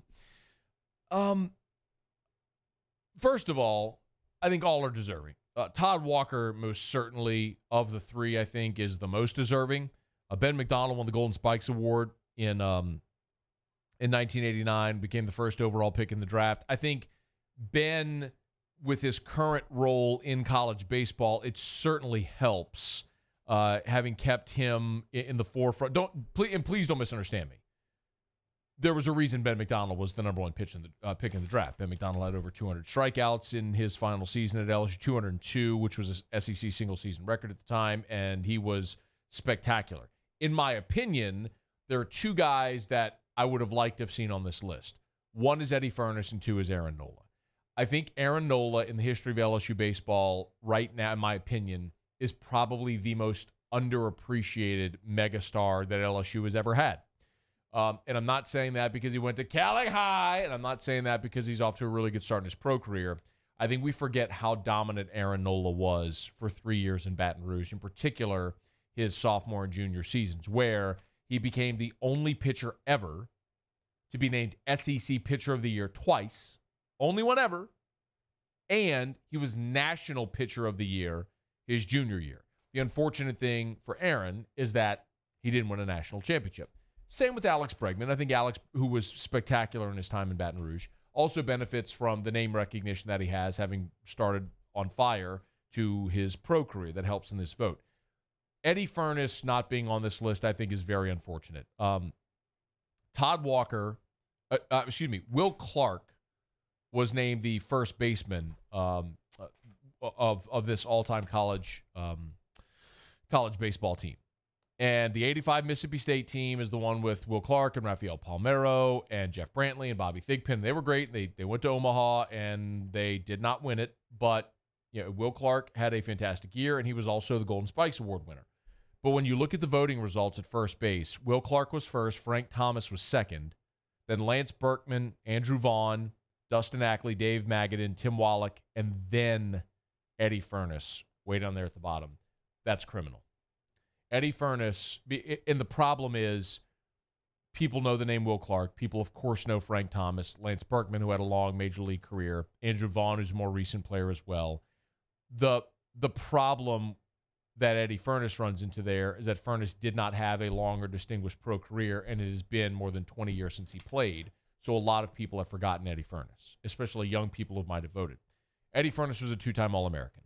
He was a two-time national champion, went to Omaha back-to-back-to-back years in 96, 97, 98. He's the NCAA's all-time career home run leader. When he finished his career, he led the SEC in hits, homers, doubles, RBI, total bases. He won the Dick Howser Award as the National Player of the Year, and he finished his career with a .371 batting average as a 4-year contributor and a 3-year starter at first base. Eddie Furness absolutely should be that guy at first base. And you'll say, well, that means Eddie Furness, that LSU would have the first, second, and shortstop on this team. Okay, the guy I'd take off would be Bregman. And I think Bregman is a magnificent player, obviously. Of all of them, I think he's the best baseball player of all of them. But when you're looking at college career, Eddie Furness's college career was among the greatest ever, and it was better than Will Clark's college career. All respect to Will Clark, who is a magnificent player. One of the things that's difficult about an exercise like this is you feel like in order to praise someone, you have to minimize someone else's spectacular career. It's like debating who's the hottest supermodel. Like, you're going to make me choose which super gorgeous person is the least pretty of the super gorgeous people. You know what I mean? Like, I don't know, maybe it's to each their own in the eye of the beholder. But in my opinion, I don't think there's any doubt that of this whole thing, the biggest disappointment is not only that Eddie Furness wasn't the winner of the best first baseman of all time, but the fact that he was 1, 2, 3, 4, 5, 6, 7, 8th on this list.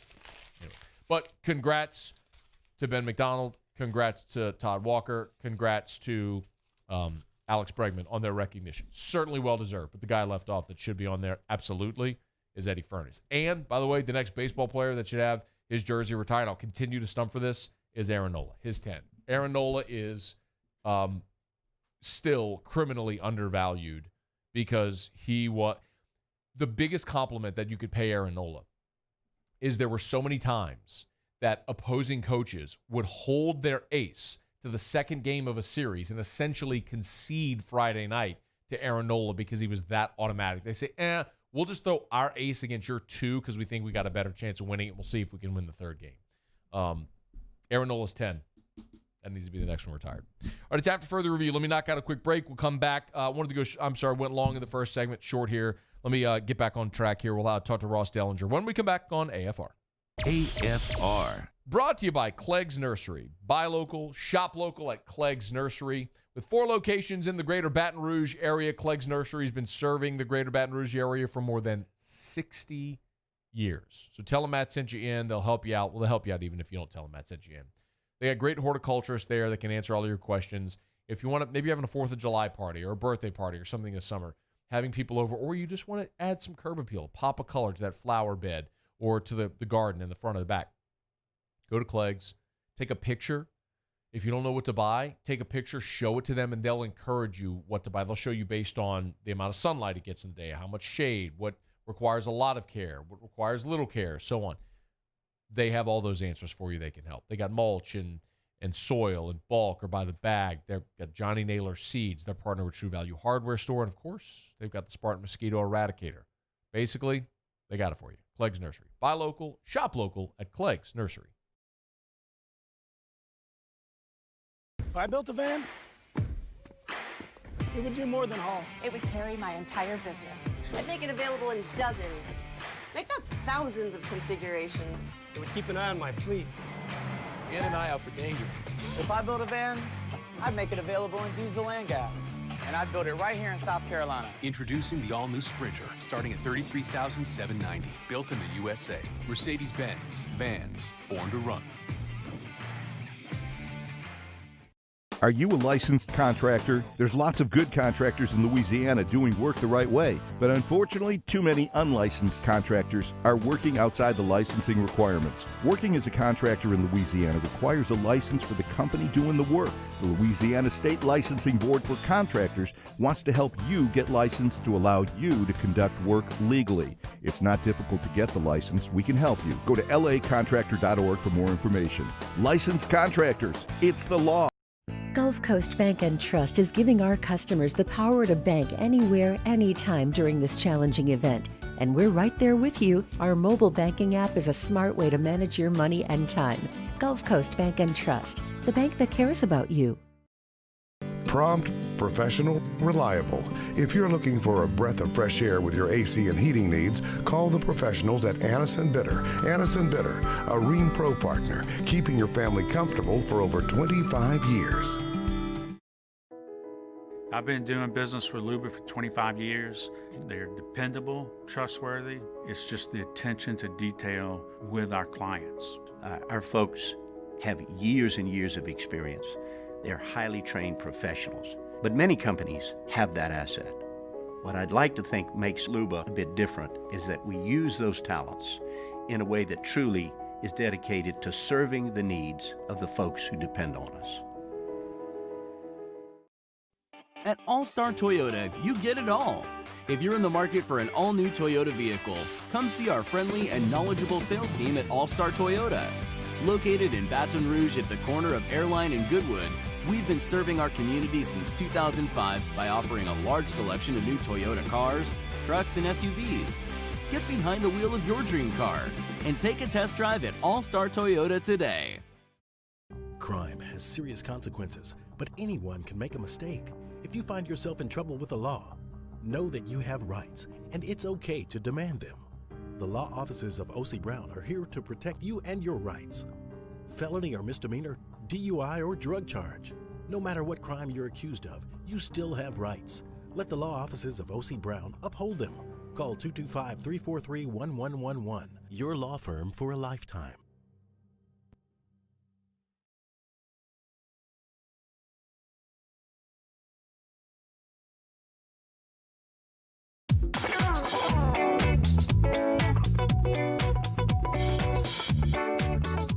After further review with Matt Moscona, ESPN Baton Rouge, New Orleans, Alexandria. Presented by Flucker's Wing Bar. Open till midnight or later every night of the week, where every Monday is all-you-can-eat wings. Flucker's Wing Bar. If you don't like our wings, we'll give you the bird. So earlier today, there was a Senate hearing having to do with name, image, and likeness stuff, and Ross Dellinger was tweeting about it. So I said, hey, can you come on and explain all the stuff that's happening? And he said, sure. So Ross joins us now. How are you, dude? Good, man. How you doing? I'm doing well, thank you. Can you just oversimplify for us why there were senators today talking to people about college football?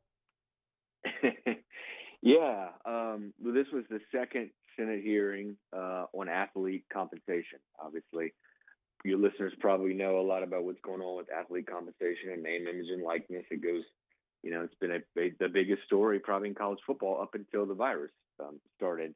And this is the second hearing. Congress is very involved with it. The NCAA wants Congress involved. They want a federal national NIL bill that will supersede all these state bills some of them will take effect as soon as next year.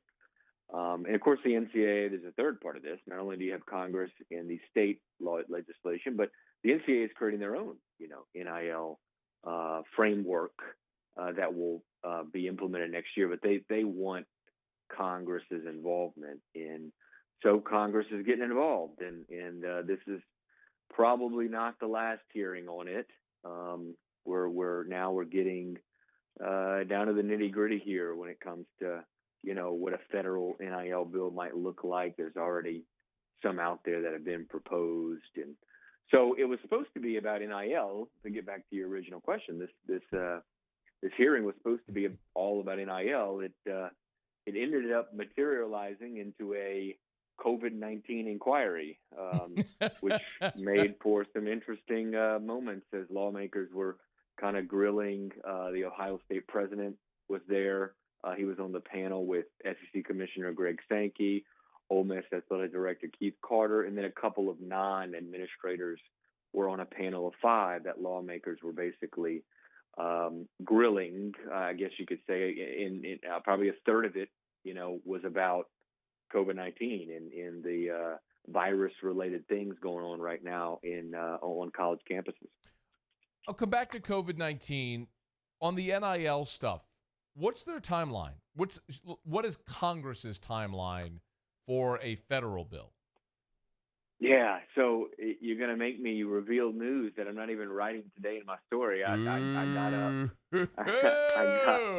Hit the breaking news sounder, Musso. Hang on, wait. We're getting exclusive breaking news from Ross Dellinger.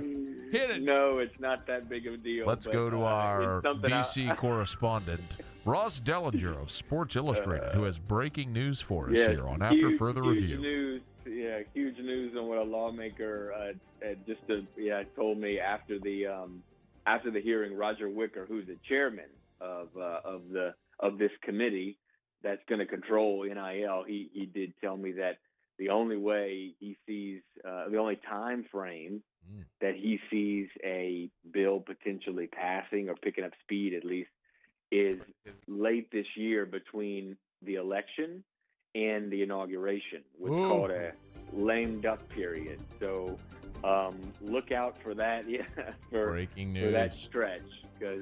But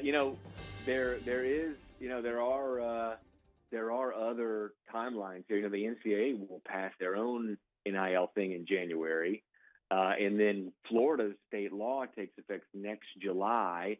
So that's really the deadline. You got to get something by next July, or all of a sudden Florida schools will be playing quite literally, with different rules than all the rest of college football, and whatever other state passes a NIL bill over the next 11 months. So it's certainly a key issue, but in a lot of ways it took a kind of a back seat today as the virus has kind of strangled just about everything, including a hearing.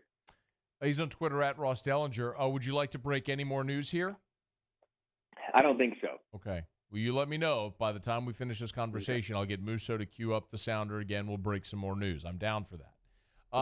We'll come back to COVID in a second. One more on the NIL. So maybe that lame duck period that you talked about. What else was sort of the driving? What was the theme of the conversation today? Here's the thing. Lawmakers are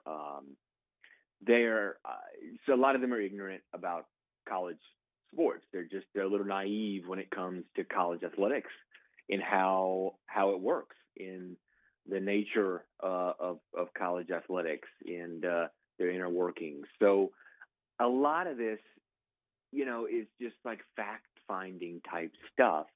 And a lot of these panelists, including, I think, Greg Sankey, certainly the Ohio State president I know, yesterday met with a lot of lawmakers privately. Mm-hmm. And so that's really when, these lawmakers can find out more information and stuff. What happens at these hearings, a lot of times, lawmakers want to get stuff on the record and kind of want to make a show in front of the camera, so to speak.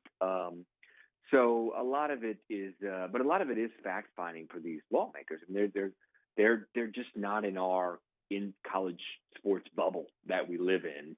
You and I and so many others. They're not in that bubble, and they're trying to find out things like how this works, how that works, and I think there were some themes today outside of the virus stuff about the NCAA's report, that came out in April. That was very much a vague framework, of how NIL would look.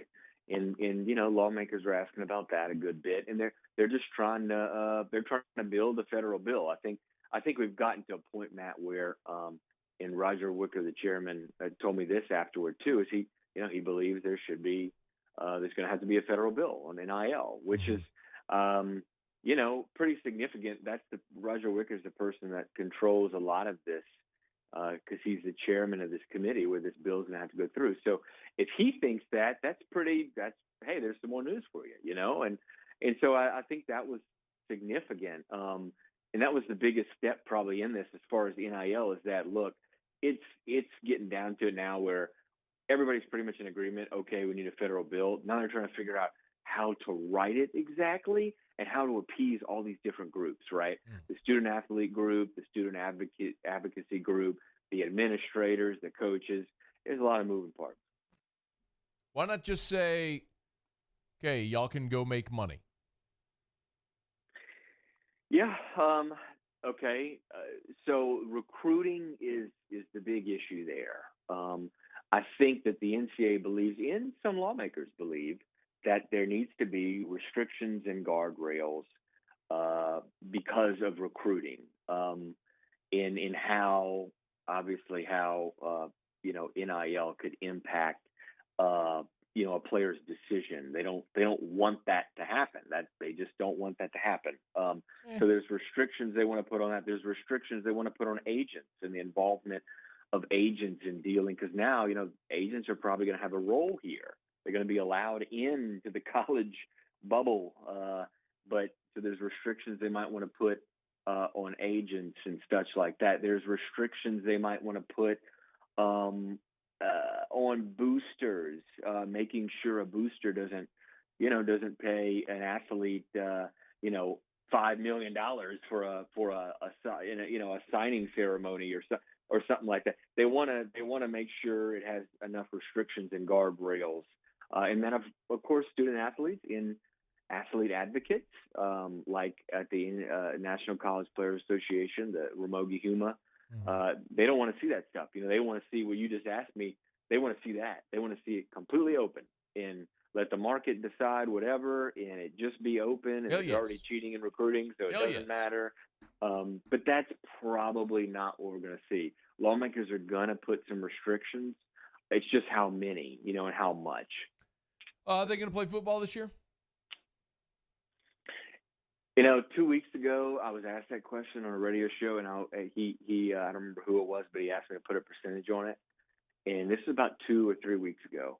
And I said I was 70% that they would kick off on time and have a season, have some kind of season. but that there would be interruptions and everybody wouldn't necessarily play every game. That 70%, Matt, has certainly dipped in my mind over the last week and a half. Just from talking to people around college football, some things that even come up today, you can read about them in about a half an hour at SI Now. We got some exclusive interviews with Greg Sankey after the hearing today. And it's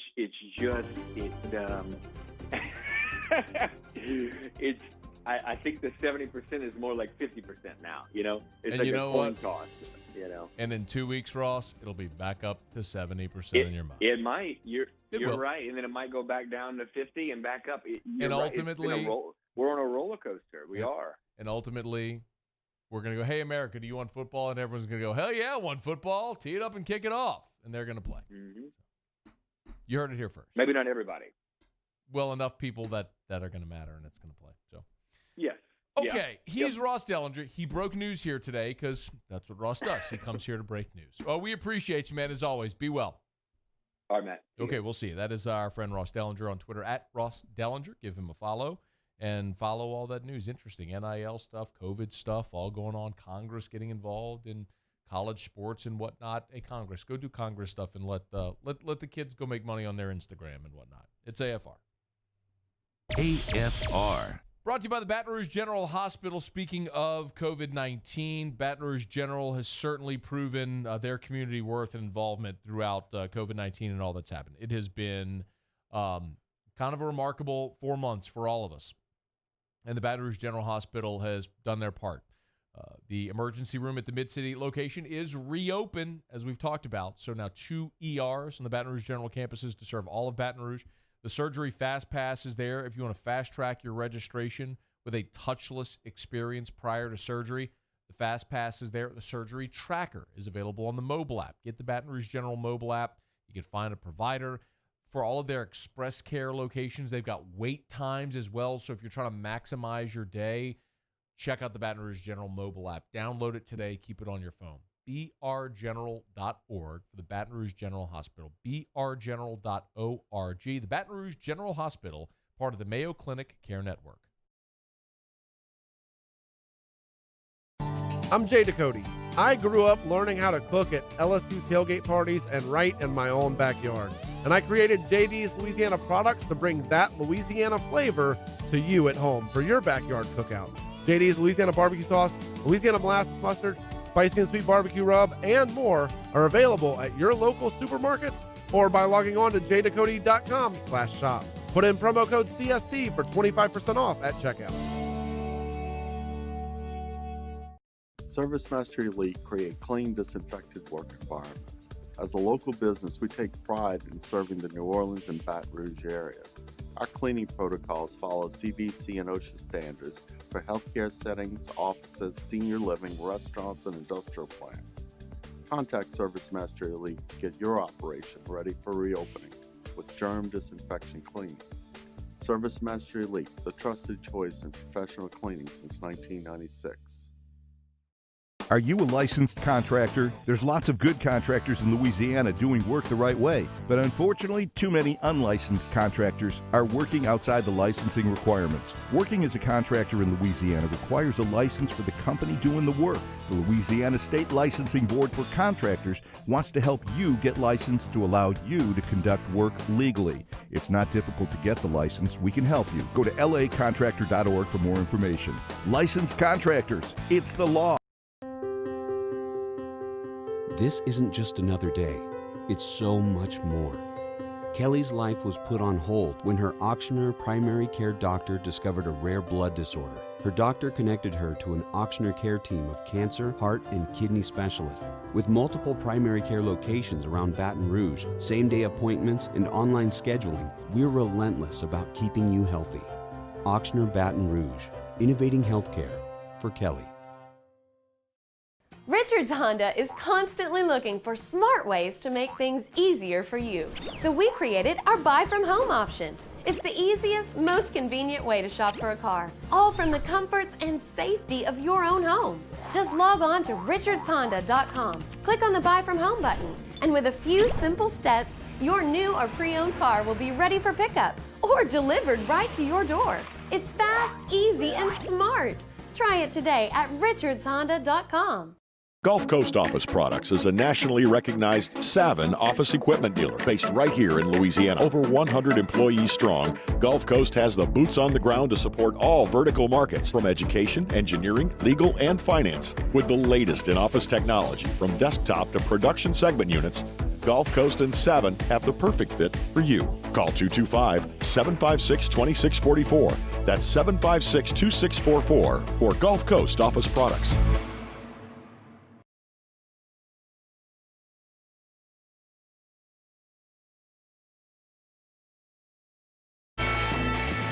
After further review with Matt Moscona, ESPN Baton Rouge, New Orleans, Alexandria. Presented by Plucker's Wing Bar. Open till midnight or later every night of the week, where every Monday is all-you-can-eat wings. Plucker's Wing Bar. If you don't like our wings, we'll give you the bird. A little bit of breaking news here, like legit breaking news. I'm not even kidding, breaking news.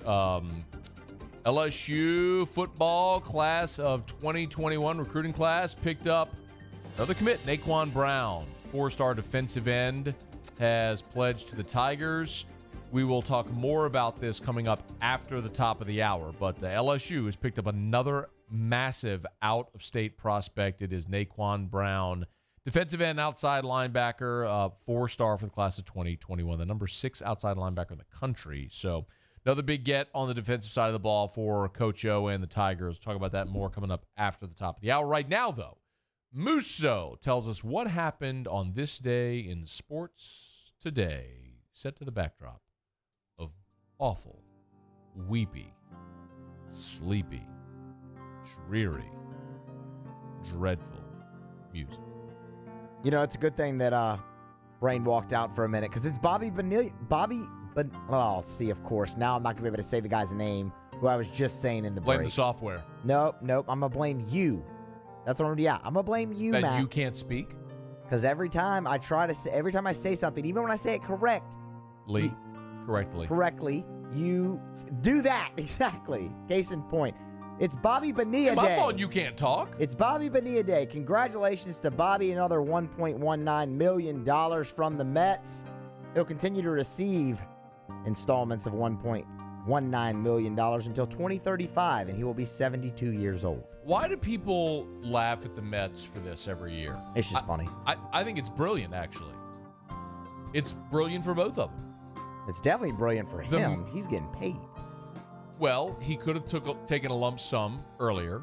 It's like with the lottery. Do you take the lump sum or do you take the annuity? If you take the annuity, you get a larger amount over the long term. Had he taken the lump sum, he would have had a much larger tax bill initially, and now this essentially guarantees him $1.19 million in income for the rest of his life, effectively. Yeah. So he gets all of his investments, everything. I'm sure he's got I don't know what Major League Baseball's pension is for a guy that played, 20 years? I mean, I'm sure he's making a bunch off of that, plus this on top of it. It's brilliant for him and for the Mets. The Mets are worth, what are the Mets worth? $3 billion? I mean, $2 billion? The Mets can afford a $1.1 million check every July 1st. They didn't have to come out of pocket a lump sum 20 years ago, and so they're able to pay it out over time. The Mets aren't going away. There's nothing wrong. Like, this is a great, I don't know why people laugh about this. It's a great deal for both of them. Like, literally, it is a financial win-win for both of them. I think it's funny. So, I mean, I still think it's funny. They're paying a man until 2035, and they will be until he's 72 years old, and I just think that's funny. What if Guarantee paid you your salary out over the next 10 years? I mean, it'd be great too. Okay, well, you could do that. And some people might think it's funny. If they wanted to structure it that way. You can structure a deal however you want to structure a deal. The Mets were willing to do it then. It was financially responsible for them then, and really showed a lot of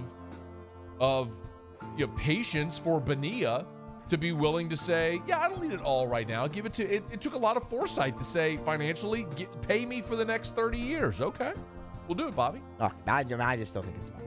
July 1st, 1982, Cal Ripken Jr. made his first start for the Orioles at shortstop. Ripken began the season as the O's starting third baseman. As we all know, eventually, Cal would start 2,632 consecutive games from May 30th, 1982 through September 19th, 1998. Never heard of him. Really? Pretty good player. Look him up. Google him. Okay. July 1st, 1997, the Nevada Athletic Commission suspends Mike Tyson indefinitely and withholds the $20 million purse because he bit off Evander Holyfield's ear during a fight. Hey, he would have just spent the money on weed. That is probably accurate. He was getting his ass beat in that fight, too. Evander was working him. So, go for the year. Good strategy. That's what he did. Yeah, go for the year. Good strategy. It would have been great in a bar fight. In a sanctioned Nobody bout, would have suspended him indefinitely in a bar fight. Might have been arrested, but in a sanctioned bout, probably not a great idea to bite a man's ear. Probably not. That's this day in sports today. Thank you, Musso. Old Iron Mike. Remember watching that? And then they fought again, and he tried to do it again. He was getting worked again. Hey, if it worked the first time. Well, it didn't work. I mean, he lost. I've got $20 million purse with that, but it was the crazy thing. He was getting his ass beat again, and he tried to go after Holyfield again with the ear. It was crazy. I'm like, what are you doing? Well, I mean, Mike Tyson's a bit deranged, as we all know, but nonetheless, still a terrifying human being. All right, it's After Further Review. We're brought to you by Pluckers. Nicholson, Bluebonnet, dine in, carry out. 24 flavors of award-winning jumbo chicken wings at Pluckers, where if you don't like our wings, we'll give you the bird. We will start off hour 2, reaction to LSU's latest commit.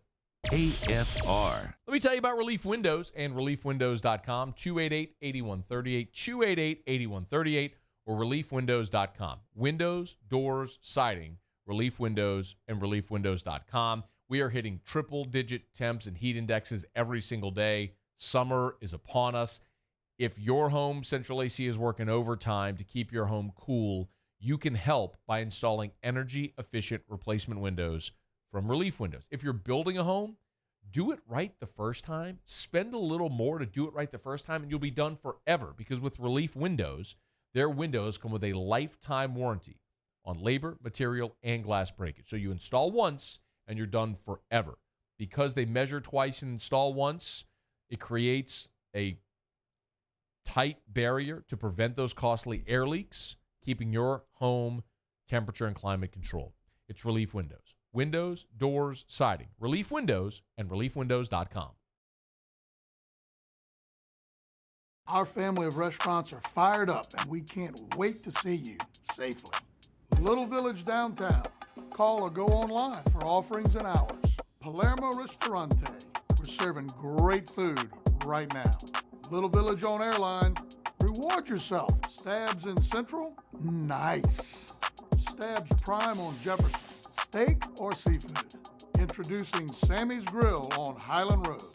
We're socially responsible from a distance. Oh, hey, what's up? It's Big D and Bubba, 100.7 The Tiger Morning Show. We'd love for you to join us every weekday, 4 a.m. till 9 a.m. Yeah, everything you want in a show. Country music. We got laughs. We got celebrity in-studio guests. We just need you. Join us every weekday morning, 4 a.m. to 9 a.m., right where it all started. That's right. Louisiana's country station, 100.7 The Tiger. Crime has serious consequences, but anyone can make a mistake. If you find yourself in trouble with the law, know that you have rights, and it's okay to demand them. The law offices of O.C. Brown are here to protect you and your rights. Felony or misdemeanor, DUI or drug charge. No matter what crime you're accused of, you still have rights. Let the law offices of O.C. Brown uphold them. Call 225-343-1111. Your law firm for a lifetime. ServiceMaster Elite create clean, disinfected work environments. As a local business, we take pride in serving the New Orleans and Baton Rouge areas. Our cleaning protocols follow CDC and OSHA standards for healthcare settings, offices, senior living, restaurants, and industrial plants. Contact ServiceMaster Elite to get your operation ready for reopening with germ disinfection cleaning. ServiceMaster Elite, the trusted choice in professional cleaning since 1996.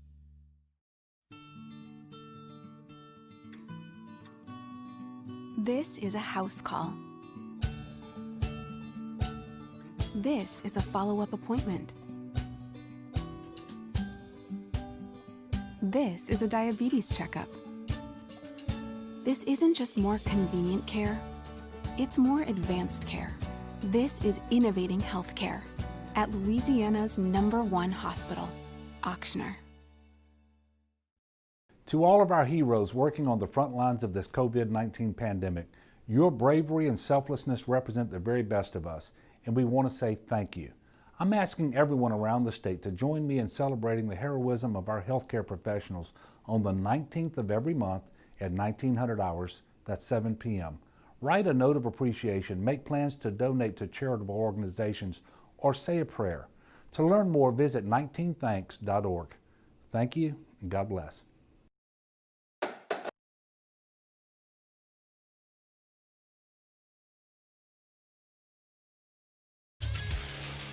Hour number 3 of After Further Review comes your way here in about 50 seconds. Coach O and staff has done it again. They've landed another big commitment. Naquan Brown, 4-star edge rusher from Virginia, 6'3", 205 pounds. We will definitely get you caught up on the latest with that in hour number 3. The NFL has announced that they have canceled the first 2 weeks of the preseason in order to give themselves more time to prepare to have a season under the coronavirus shutdown. This comes after the Hall of Fame game was canceled last week. It remains to be seen if the NFL will remain with just 2 weeks of the preseason or eliminate it as a whole. The After Further Review YouTube channel is the place you need to be. Subscribe and hit the bell. That'll notify you anytime we post content from the show that you might have missed. That could be interviews, segments, or rants. It's the After Further Review YouTube channel. This is hour number 3 of After Further Review. Matt Moscona. I'm very important. After Further Review. Say it one more time. After Further Review with Matt Moscona. And here we go. ESPN Baton Rouge, New Orleans, Alexandria. Live from the Mercedes-Benz of Baton Rouge studios. That's right.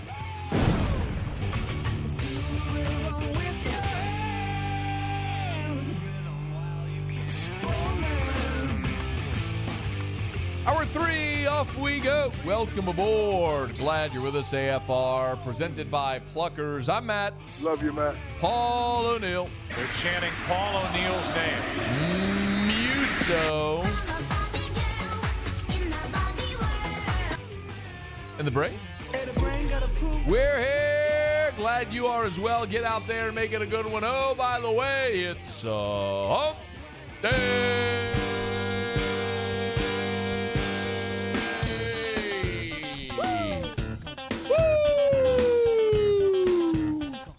Hump Day. Let's hump, everybody! What day is it, Mike? How good do you feel today? Hump Day. Especially considering tomorrow is the last day of the work week. It's Hump Day. Friday, 4th of July holiday. Mike. What day is it, That means we get to party Friday. Hump Day. We get to party Saturday. It's Hump Day. We get to party Sunday. Mike. What day is it, Mike? Okay, probably not. We'll probably spend Sunday recovering from Friday and Saturday so that way we can actually function on Monday. Hump Day. But I'm still pretty pumped about it. Russ Mitchell in 15 minutes from right now. It's Hump Day. Glad you are hanging out here on a Wednesday edition of AFR presented by Pluckers. All right, we're going to get right into it here. A lot I do want to talk about, but there is breaking news, as we mentioned at the end of last hour, and as you heard Musso mention there at the top of the hour, if you were listening in the top of the hour, LSU has gotten yet another commitment, 13th commitment for the class of 2021. This time it is 4-star defensive end, outside linebacker out of Virginia, Naquan Brown. He's a top 100 prospect, so Ed Ogeron goes out of state again, as we've mentioned several times. LSU presently only has 2 committed prospects from the state of Louisiana. So you are talking about a class right now that is predominantly made up of guys from outside of the state of Louisiana, from Virginia, from Florida, from Mississippi, Texas, Ohio, Michigan, California. Ed Ogeron continues to do what he said a year ago he was going to do, which is cast a wide net and capitalize on LSU's national brand. And they do it again here, going up to the D.C. area to get Naquan Brown, an elite edge rusher. He's listed at 6'3", 205. So in a 4-3 defense, it is very clear. You will put weight on this guy, and you will turn him into a 4-3 defensive end in the same mold as Barkevius Mingo or what Sam Montgomery was, or just think of your prototypical 4-3 defensive ends. He released a video on social media, Naquan Brown did, to announce his commitment. Here's how it sounded. Without the man above, my mom, family, and my Ocean Lakes teachers, coaches, and teammates, I would not have this opportunity that I'm blessed with today. After much consideration, I would like to announce that I will be continuing my next 4 years at the real LBU, Louisiana State University. How about it? The real LBU, Louisiana State University. So a little bit of a question there if LSU is going to keep Brown at linebacker or if they'll move him to defensive end. But it would certainly seem as defensive end, outside linebacker, as a guy that can set the edge, that can rush the passer coming off the edge. He's a guy that would absolutely look to play defensive end at LSU coming up. And by the way, in his video, if you're watching, you're seeing it. He unzips his jacket to reveal an LSU shirt, and then they cut away to Joe Burrow smoking the cigar after the national championship game, which I love the kid already after that introduction to LSU. So Naquan Brown has committed to the LSU Tigers, to Ed Orgeron for the class of 2021. And as you sort of look ahead, when you look at how LSU is set up right now at defensive end, you got Justin Thomas, Andre Anthony. Ed Orgeron has gushed about guys like B.J. Ojolari and Phillip Webb. So, you know Ali Gay is there as well, who's going to get 6'6", 262, a JUCO transfer, who's a junior, heading into his junior season. You know how LSU looks right now at defensive end, but with Justin Thomas right now in his junior year and Andre Anthony in his senior year, you know you're going to lose at least Anthony, possibly a couple of guys at that position heading into next year. So the opportunity for a guy like Brown to step in and get snaps immediately would certainly seem to be there. So Naquan Brown commits to LSU, the 13th commit for the class of 2021. So for the Tigers right now, you're looking at 13 commitments. And right now, Naquan Brown ranked 194 national in the 247 composite, the number 11 weak side defensive end, 7th best player from the state of Virginia. And LSU beat out about a bunch of big-name schools for his services: Miami, Virginia Tech, Louisville, Pittsburgh. So Naquan Brown, the latest commit to LSU and to Ed Orgeron's class of 2021. All right, it's after further review. Glad to have you hanging out with us here. If you missed yesterday's show, we did what we called our AFR Town Hall. We reset a topic we did about 6 weeks ago, asking you point blank, if allowed, would you attend a sporting event in the fall? And about 6 weeks ago, the numbers were overwhelming. It was just shy of 80% of people saying, yes, I would attend. This time, as you might expect, we did see a little bit of less of confidence from our audience, with 69, just a hair under 70% of the people who responded to our Twitter poll saying that they would still attend, but still an overwhelming number. And we're going to continue to eye this. And, Ross Dellinger was with us in the last hour, and he said if you'd asked him 2 weeks ago, his answer would have been 70% confidence there's going to be a season. Now that number is a coin flip, virtually 50-50. And my point to Ross, and will continue to be, wait another 2 weeks as this spike currently subsides. We'll move into more confidence just as we did prior. So as I'll continue to say, a lot can happen in 9 weeks. So just be patient. I'm willing to wait. We're all willing to wait. Do your part. In Baton Rouge today, the mayor-president, Sharon Weston Broome, enacted a mask order. So anybody going into a public facility got to wear a mask. What about if you're going to a restaurant? You got to wear a mask if you go to a restaurant? How you going to eat? Whatever. Just be diligent. Wash your hands. Cover your sneezes and coughs. Practice social distancing. If you're sick, stay home. And we'll get through it. It's after further review. One more quick thing I wanted to get to here. And then we'll... I got a guest. Coming up. I don't have time for you. What do you want? I got a guest coming up. I don't have time for you. Hey, there's no microphone here.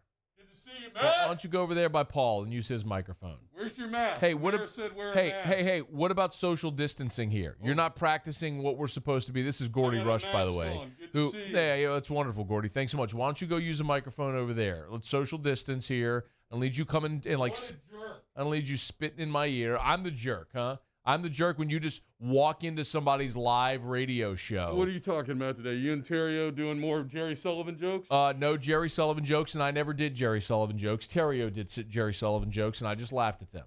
I'm just calling to congratulate you. You're not calling. You're I physically. am calling because I'm on over here now. You're physically in the Basically, building. it's a call now because you put me on this phone. This is not a phone call. This is literally you in the building on a microphone. And I'm going to tell Sharon Broom that who won the guy who won the 225 radio personality won't wear a mask during his show. Well, I can't wear a mask during my show. You sound ridiculous, by the way, with a mask on. I'm wearing a mask right now. Well, because I'm safe. Well, you shouldn't wear a mask while you're talking on the radio. Okay, first off, you're being a jackleg. Secondly, congratulations on finally beating Murphy, Sam, and Jody.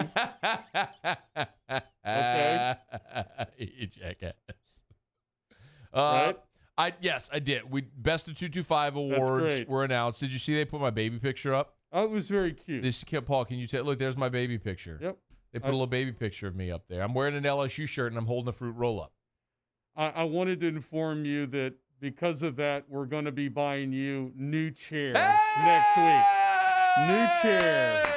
This is all it took? It took 10 years. What I win? 40 under 40. What have we won? LAB Prestige, Best Sports Talk Show, Best Podcast with Terry. What else have I won, Gordy? Jason Barrett. No, that was the morning show. My bad. Oh, my bad. No, mine was Radio Inc. Radio Local Inc. Sports Talkers in America. Well, 6 times. NBD, Gordy. Oh, what's that? Ratings, revenue. What else do we have to check off? What box? All of them. That's all I need just to finally get a chair. But you didn't beat the morning show with the elevator radio. You did that now. We love you. With the elevator radio? What do you mean? You know, I mean, the radio they play in the elevator. Oh, you're talking about Murphy, Sam, and Jody. Yeah, I'm talking about like Shania, and it's good music. My mom likes that. Oh, you know who else is over there? No, never mind. That's the other station. The lady who's like, Delilah. That's not Shania. It's Delilah. Well, I figured you'd know where Delilah would be. But anyway, new somebody chairs. We're going to go shopping, you and I. Yes! Aerodynamic. You know what I want? Right. You know what I want? I'm listening. I want a throne. Who? I want a throne. No, chairs. That's ridiculous. I want a throne. You know the Scott Van Pelt LeBron commercial, the This Is Sports Center commercial, where Scott Van Pelt takes LeBron's chair and LeBron's like, Scott, have you seen my chair? And it's like the big throne. Yeah. I want a throne like that. No, with Office Depot. velvet. I want like a big tall back with spires on it, and I want my name on it as well. That's what I want, and I want it brought in here. I want it brought in here before every show, and I want it taken out of here after every show. I can't because I know what's going to happen is some weekend guy is going to come in here and use my chair like a recliner and break the damn thing, and then I'm going to be sitting here with a broken chair. All right. That's what's going to happen. Whatever you want to do with it, I'm going to get you new chairs. Congratulations. Yes. On Best of 225. I'm proud of you. Thank you. Musso, start making the throne, brother. Okay. All right. So this is official that that we are in fact getting new chairs here for after further review. Actually, not new chairs. Singular chair. You just want one chair? That's all I want is one chair. I don't care about everybody else. I just want a chair for me. I want a chair that's my chair that other people can't use and break and treat like it's their hobby. Well, they didn't. Nobody else won, so you can do what you want with it. So the older chair stays for the other people. Yeah. Plus, Hannah Griff's going to be in that chair, right? Yeah, I'm not really interested with Charles and Hester and what's the guy, the big guy in the morning with the beard who doesn't practice good hygiene? What's his name? T-Bob. Him. I don't care what he does. I'm not really concerned with that at all. I'm just concerned about having my own chair. You got it. We got it. Musso, write that down. Thank you. Yes, sir. Have a great show. Thank you, Gordy. The best news I've ever gotten from Gordy. Thank you. Yes. We'll see you, Gordy. Take care. New chair. Love it.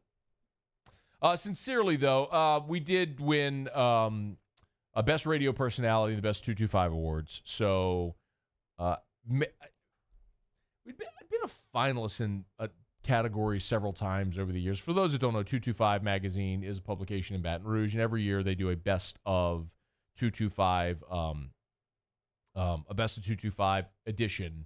And they had a Best Radio Personality category, and our good friend Richard Condon was nominated, Jay Ducote from Talk 107.3, Jim Inkster, Murphy, Sam, and Jody, and then us on After Further Review were all nominated. So, and you all, it's one of those things where the public votes, and we won. So, very cool and very humbled and grateful. It is, it is really cool though whenever you win something like that when it's a fan vote. So, so I do sincerely appreciate everyone who voted, who listens to us and puts up with the foolishness and shenanigans like my boss coming up in here to interrupt the show. But anyway, it was cool. It was cool to see, and I'm very, very grateful. So thanks to 225 Magazine, and more importantly, to everybody who listens and who voted. All right, it's after further review. We will knock out a quick break, and when we come back, Russ Mitchell will join us next. Stick around. It's AFR.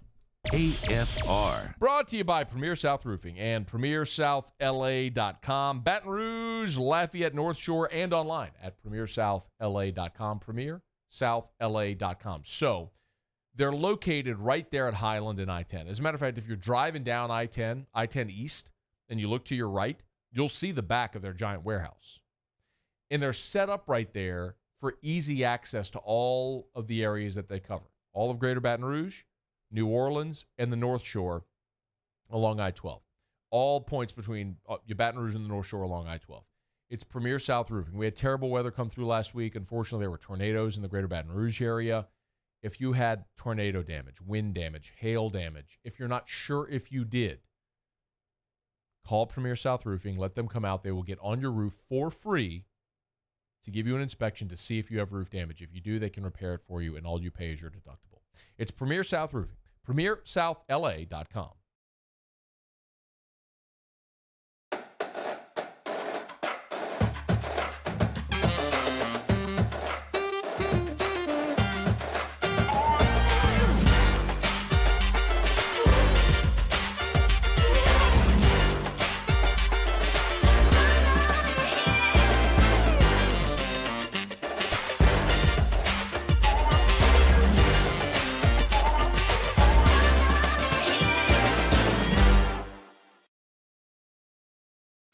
I'm Jay Ducote. I grew up learning how to cook at LSU tailgate parties and right in my own backyard. And I created JD's Louisiana products to bring that Louisiana flavor to you at home for your backyard cookout. JD's Louisiana barbecue sauce, Louisiana molasses mustard, spicy and sweet barbecue rub, and more are available at your local supermarkets or by logging on to jducote.com/shop. Put in promo code CST for 25% off at checkout.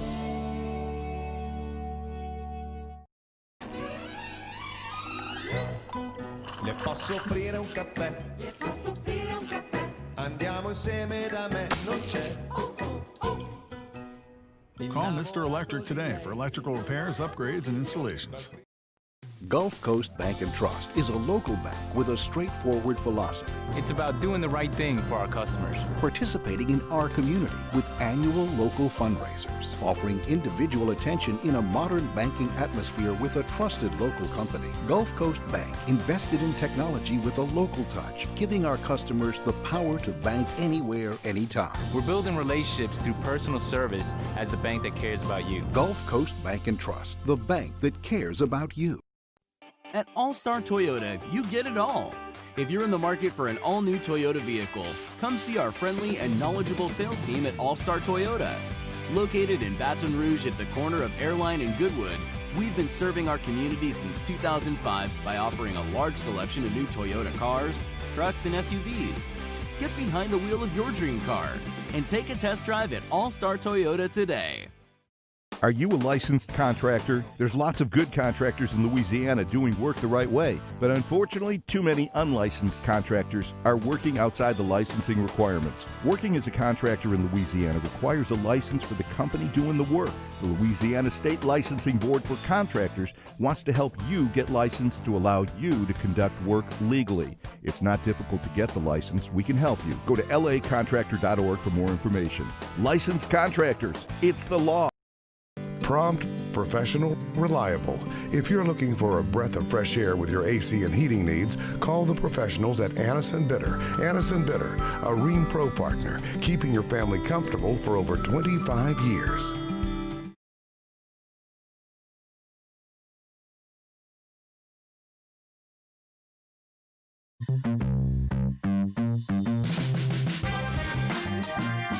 After further review with Matt Moscona, ESPN Baton Rouge, New Orleans, Alexandria. Presented by Plucker's Wing Bar. Open till midnight or later every night of the week, where every Monday is all-you-can-eat wings. Plucker's Wing Bar. If you don't like our wings, we'll give you the bird. Russ Mitchell. Kicking the tires and lighting the fires. Russ! Literally. Well, I'm proud of Russ. I think Russ deserves it. If they give you a nickname, you're good. Rusty, come on up here. I'm getting tired of saying Tigers. There's too many Tigers in the league already. I want you to stay here and take care of things, Russ. You know, I mean, they're going to run this kid around like a rented step-headed mule. You know, I haven't had much of a chance to talk to you man to man, Russ. I'm a guy who spends all day breaking down Kentucky football. Not going in our yard, Russ. It's going in our living room. And I'm calling you out, man. We'll cut this clip and send it out there to Spurrier and the fellas. It's like Troy. Take it, Russ. Okay, Wednesday, 5 o'clock hour. Let's talk to Russ Mitchell, college football news, SEC writer. How are you, man? Oh, I'm kicking the tires and lighting the fires, baby. That's what I love to hear. What's in the glass today? Nothing's in the glass today. I'm severely disappointed. Well, I'm, you know, I had a small injury. Can we tell people that you sent me a picture of your disgusting toe? First of all, my toe is beautiful. No. So I don't know whose toe you're talking about, but the nail was ripped back. Who does this? So he sent me. pull Look it at out. this. He sent me a picture of his giant busted toe. Like, seriously, who does that? This grungy, grimy, like caked, gross toe. Why would you send me that? You sent me 3 pictures of it. I did. I'm taking some pharmaceutical assistance, and you don't want to. You don't want to Philip Seymour Hoffman it, man. Oh,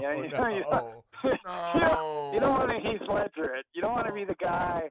Moose and I were talking offline. You don't want to be the guy, you know, who they carve up and it's like, really? You thought that was smart? You thought it was smart to mix your alcohol with your oxy? What are you doing, man? You can do what that. Are you doing? No, you can do that. It's not really recommended. I don't. There's one of Actually, you know what? Since people are actually listening to us right now, let us go on record as saying you should not mix alcohol with prescription medicine. But don't do that. But some, it's fine. It doesn't matter. Like, you have to make sure. Just ask your provider. Some of them, it's actually okay to do. I know because I throw up my neck and my back at least once a year, and there's some medicines that I can take and drink alcohol as well, and not. And it's mostly just because I'm trying to alleviate pain. It's not like it's for medication purposes. It's pain management purposes. Well, I hope your toe is better. Is it getting better? Well, I pulled the nail out this morning, so Awesome. now that's gone. So Great. but I'm doing good. Hope everybody enjoys their dinner. Dude, man, I mean, everybody's fine. Although, I did learn, here's your public service announcement for the show. Apparently, when you lose a nail, you're supposed to, you got to, put, you got to keep it, moist. You got to use, moisturizer every night. Because if you don't, apparently the nail won't grow. There's the potential that the nail won't grow back. Something called clubbing or something like that. So you got to, if you ever lose a nail, you got to, use some moisturizer and stuff. Okay. Keep that. There you go. Google it. The more you know with Russ Mitchell. I was looking at your Twitter. Stuff is falling apart, man. The older I get, more and more stuff is just falling off my body, man. I wake up and it's just pieces of me littered around the house. I've heard that. How did this happen? The other thing that's interesting is that I did this by rolling over my toe with my office chair. And it's like, come on, that's a thing? Are you kidding me? It's like, how? That is definitely the most embarrassing part of this entire story, is that you injured your toe by rolling over it with your office chair. Yeah, my foot was underneath my chair, and I pushed back and backed off and just rolled right over my toe. Oh. Okay, so you think college football should create a czar. By the way, I think czar is TSAR. Well, you know. Or CZAR. You did TZAR. I think you combined them. I did that because I'm taking pharmaceuticals right now. So. Okay, why do you think college football, this is the best time to create a czar? Well, I mean, we for a long time. Oh, geez, we could talk about this for an hour, but let's cut it down. Anytime you have an organization like the NCAA that's toothless, It exists as a whipping post for the people that are really making money. And, that's the universities. The university presidents make the money, and by extension, their watchdog is the commissioner of the conference. And it works, we have a system that works. I'm fine with it. Ultimately, at the end of the day, I love college football. Let me take a step back. I enjoy college football. I love the SEC. Okay. There's a difference. You know what I mean? Yeah. I appreciate all of college football. I like watching the teams out west or the teams up north, and we need them because how else do we prove to them that we're better than they are? And what are you going to do at 2 a.m. on a Saturday night but watch Hawaii and Boise State? Dude, or a Tuesday night. You need content. But, the problem is that, again, because it's all about the money, it's always about the money. These are fiefdoms. People like to think of college football as being a national sport. It's not. It's a regional sport. College football is a regional sport, and there's different rules. Both, not so much on the field, but there's all these different power struggles and fiefdoms that exist. That's not normally that big of a problem. We can get past the fact that the SEC still only plays 8 conference games, which is ridiculous. But, it's not that big of a problem. We can still exist side by side and have a playoff at the end, or, crown a champion at the end. In this case, the 2019 LSU Tigers, who had the single greatest season in the history of college football. Hell yes. But now, given this coronavirus, it's just there's so many things that we all have to agree on. Hell, the SEC and the Big 12 can't even agree on whether or not a biology class transfers from the one conference to the other conference, right?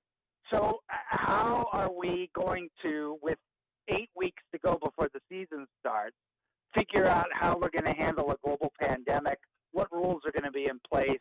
Because, the SEC can do it tomorrow. The SEC can say, all right, we've thought it through, these are the rules, and this is what we're going to do.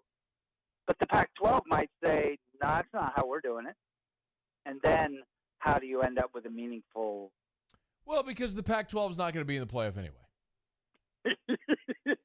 Again, as I said, I love the SEC and I appreciate everybody else. But if we're going to pretend that this is a sport, I guess what we're trying to say here is there's no way. It's like, let the states do it all. Let the states all figure it out by themselves. There's no way you can herd that many cats, right? There's 11 conferences. You're not going to be able to herd it all together. You're not even going to be able to herd the Power 5 conferences.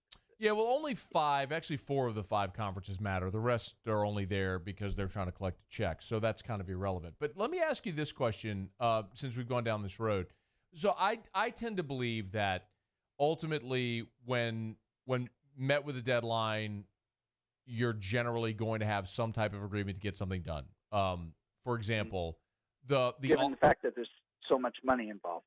Bingo. The awful situation that transpired in 2015 with South Carolina and the flooding in Columbia, and they moved the game to Baton Rouge.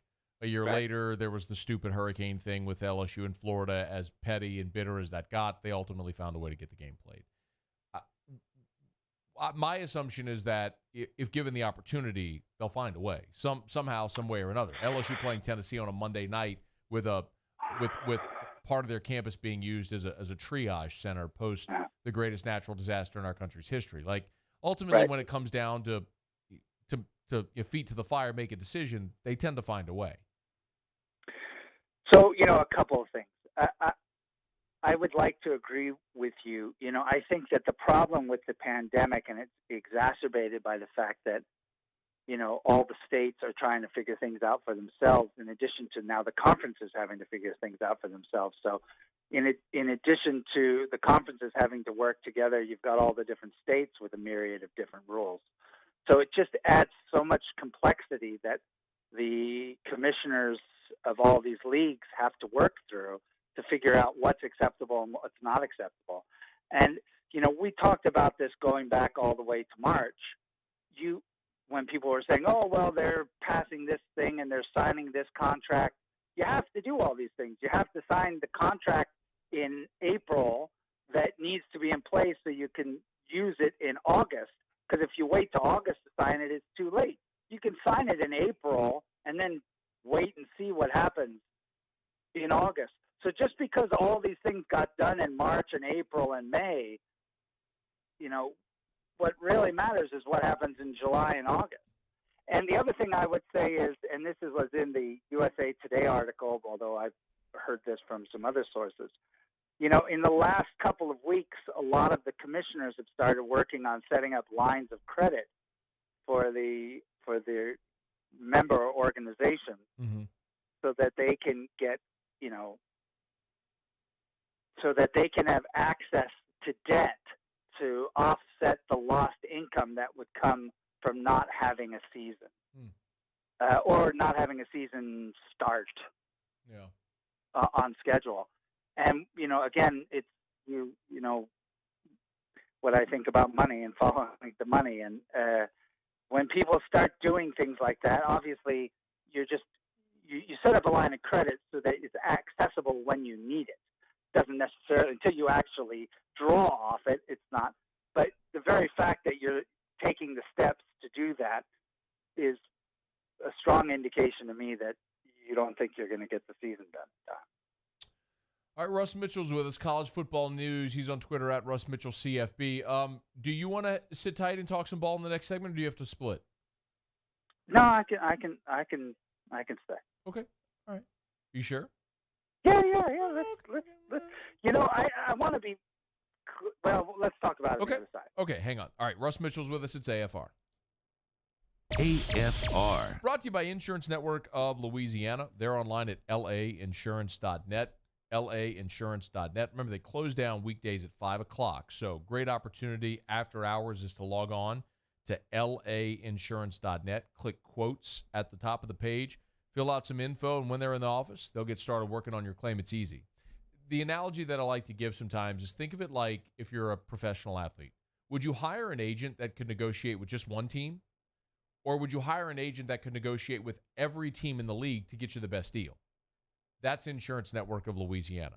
You call Insurance Network of Louisiana or you log on, and they will go shop independently dozens of the top-rated companies in the world to see if they can get you better coverage for less money. So give them a call, 293-0450. Did I mention it's free? Like a completely free, 100% free to let them shop for you? Better coverage, less money. Insurance Network of Louisiana. At All-Star Toyota, you get it all. If you're in the market for an all-new Toyota vehicle, come see our friendly and knowledgeable sales team at All-Star Toyota. Located in Baton Rouge at the corner of Airline and Goodwood, we've been serving our community since 2005 by offering a large selection of new Toyota cars, trucks, and SUVs. Get behind the wheel of your dream car and take a test drive at All-Star Toyota today. I've been doing business with Luba for 25 years. They're dependable, trustworthy. It's just the attention to detail with our clients. Our folks have years and years of experience. They're highly trained professionals, but many companies have that asset. What I'd like to think makes Luba a bit different is that we use those talents in a way that truly is dedicated to serving the needs of the folks who depend on us. This isn't just another day. It's so much more. Kelly's life was put on hold when her auctioneer primary care doctor discovered a rare blood disorder. Her doctor connected her to an auctioneer care team of cancer, heart, and kidney specialists. With multiple primary care locations around Baton Rouge, same-day appointments, and online scheduling, we're relentless about keeping you healthy. Auctioneer Baton Rouge, innovating healthcare for Kelly. Do you know the proper way to prevent the spread of COVID-19 in your office? We do. We're Jani King, a leader in the cleaning industry for over 30 years, and we've developed comprehensive programs to address proper cleaning and disinfection. We have experience in applying disinfecting programs in hospitals, office buildings, schools, and other venues. Now we're ready to help and able to assist customers that need disinfecting services. Gulf Coast Office Products is a nationally recognized Savin office equipment dealer based right here in Louisiana. Over 100 employees strong, Gulf Coast has the boots on the ground to support all vertical markets from education, engineering, legal, and finance. With the latest in office technology from desktop to production segment units, Gulf Coast and Savin have the perfect fit for you. Call 225-756-2644. That's 756-2644 for Gulf Coast Office Products. For over 50 years, customers have been heading to Happytown for the Corval Toyota experience. Get outstanding service with our complimentary loaner program when you buy your next vehicle at Corval Toyota. So come on down to Happytown. That's Corval Toyota in Opelousas, Happytown, USA.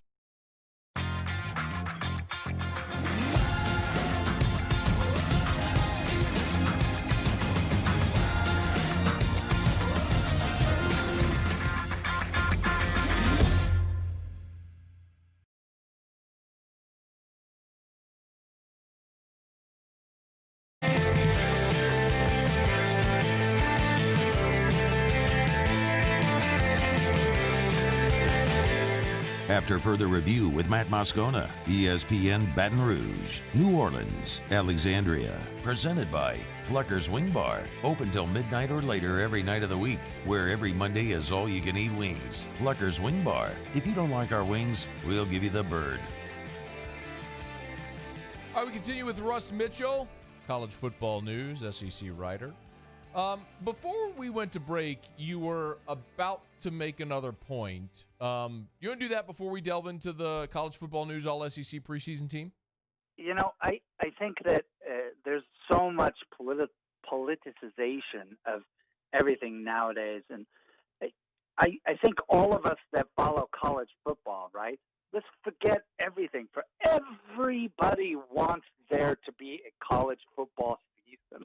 You know, I mean, I don't think, other than my wife, I think everybody on the face of the earth wants there to be a college football season this year. Goodbye. But you know, so you know, anybody that comes out and is, you know, interpreting the tea leaves however they interpret it and comes out with the conclusion, you know, I think that there will be some type of delay to the season.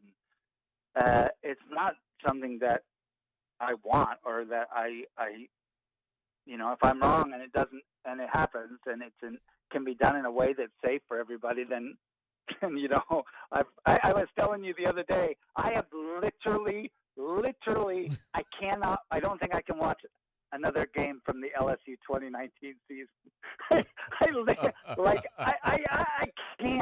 I can't. I've watched the Vandy game 4 times. The Texas game was on TV last night. Have you watched the Northwestern State game multiple times? Yeah, I've watched the Utah State game more than the Vandy game.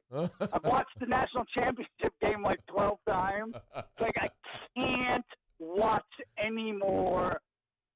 The Utah State game I actually enjoyed. That was a good game. Yeah, there was a lot in the. I mean, it was a blowout, but a lot in that second half, and I like that kid Love, and obviously LSU made him look bad, but LSU made Lawrence look bad in the national championship game. So anyway, the point is, I feel a little bit. I've never been addicted to anything in my life, but I kind of feel a little bit worried. You know? I'm a little worried about my health. Don't laugh, man. I'm being serious. I'm a little, like, my hands are starting to shake a little. And I'm beginning to think, what happens, man? What would I do? What would I do? Well, let's we got 9 weeks before that becomes a thing. So in the meantime, let's proceed with the expectation that they will play. And at College Football News, you all put out your preseason SEC all-conference team. And you've got Jamar Chase and Derek Stingley as the preseason offensive and defensive players of the year, respectively. You good with that? Oh, yeah, 100%. You know, and this is like I listen to these people telling me, oh, LSU is going to take a step back this year. I'm like, no kidding. That's not the word that I use. I'm like, no kidding. Yeah, I mean, they had the single greatest season in the history of the sport, and you're telling me they're going to take a step back this year? You Right. don't say, right? But, there's still a ton of talent on this team.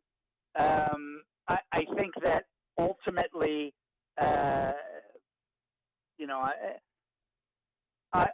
even with a step down, if Miles steps up, if a couple other people step up, if Brooks steps up, if the new kid who comes in at linebacker steps up, and if the offensive line can gel quickly, I really like this LSU team heading into 2020.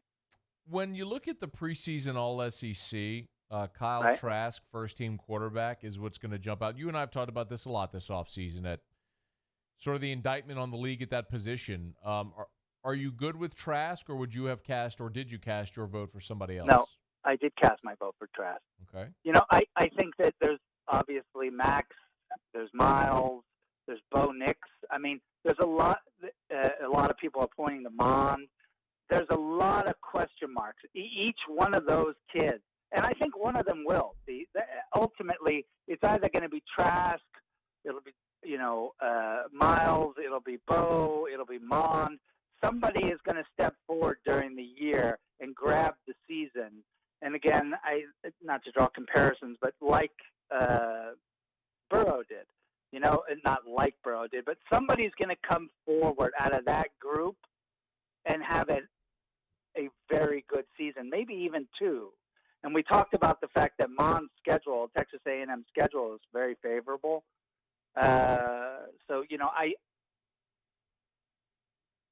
But at this point, I'm fine putting Trask at the top of that. Anybody on offense that you are not okay with, or that you would change? No, we can get into the offensive line. Defense. I mean, we can talk. I think that most of the guys that are on that list deserve to be on that list. There's nobody that I wouldn't take off. There's nobody I would take off. I would add. There's a lot of guys in there that that there's so much talent in the conference, brother, that it seems unfair to only have 11 on each side. But there are some guys that I think that are going to have breakout years that aren't included on that list. And by the end of the year, it wouldn't surprise me if one of them pops in. Who you got? Well, I think if you ask me the one, and so let's start with this. If you ask me the one guy who I think everybody is going to know the name of throughout the country at the end of this year, it's going to be Kylan Hill, the running back for Mississippi State. Okay. And I think he's already on our list, the College Football News first team All SEC. But there's fans in the SEC that don't even know this kid's name. And first of all, Kylan was the highest ranked or the highest recruited running back to sign at Mississippi State since Jarius Norwood, like 20 years ago, right? So this kid came in as a stud, and then last year carried that team for 1,400 yards. So he is a superstar in the making. And I think you come back now with the Mad Pirate and Costello and the offense that they'll be running there in Starkville. And this kid Hill, he's got really good hands, 5'11", 215, excellent hands, knows how to pick up a blitz. I think the table is completely set for this kid. And at the end of the year, everybody in America is going to be speaking this kid's name. I think he's a first-team All-American at the end of the year. Interesting. Wow. And especially even more so considering, the news, the biggest news he made this offseason was off the field and his influence in getting the Mississippi flag changed. We're short on time, so flip it to defense. Same question on the College Football News preseason all-team defense. There's 3 LSU players, Shelvin, Stevens, and Stingley. Who do you think is the breakout player defensively for the SEC? Well, there's a lot of talk for Brooks, and I know you've been doing a lot of that yourself. But that is starting to resonate, and more people, when I talk on radio stations throughout the South, more and more people are asking me about Marcel. Russ, I don't know if you know, Marcel Brooks announced he's transferring. No, when did this happen? Over the weekend. No, I missed that. Yeah. Oh my goodness, I missed that. Yeah. Oh no, that's terrible. Going closer to home, probably TCU is probably likely. He's from the Dallas area. So, yeah, man. Oh, that's terrible news. You know, it's interesting because I was actually going to say the guy that I really have an eye on this year is Zach Pickens, the defensive lineman out of South Carolina. Mm-hmm. What's his backstory? He is massive. He came in last year. That was, if you recall, for South Carolina, that was probably the deepest position they had. And they had Kinlaw, right, who was a first-round pick. He went to the NFL. So Zach had to sit behind Kinlaw. But now, and they've got Sandage on the other side, who's 320 pounds. So with a more experienced back seven, I really like Zach Pickens. And I expect that by the end of the year, there's a chance Zach might even break into the first-team All-SEC. Do you think that even with that, when you look at South Carolina's schedule, that it's just going to be too much for Will Muschamp to overcome, considering he's got to face, of course, LSU and Baton Rouge, and also Georgia and Florida and Clemson? We've talked about this, throughout the offseason. It wouldn't surprise me at all if Will ends up stepping out. And a lot of it has to do, again, with schedule. Such a tough schedule last year, and then the injuries at the quarterback position, and then another really tough schedule this year.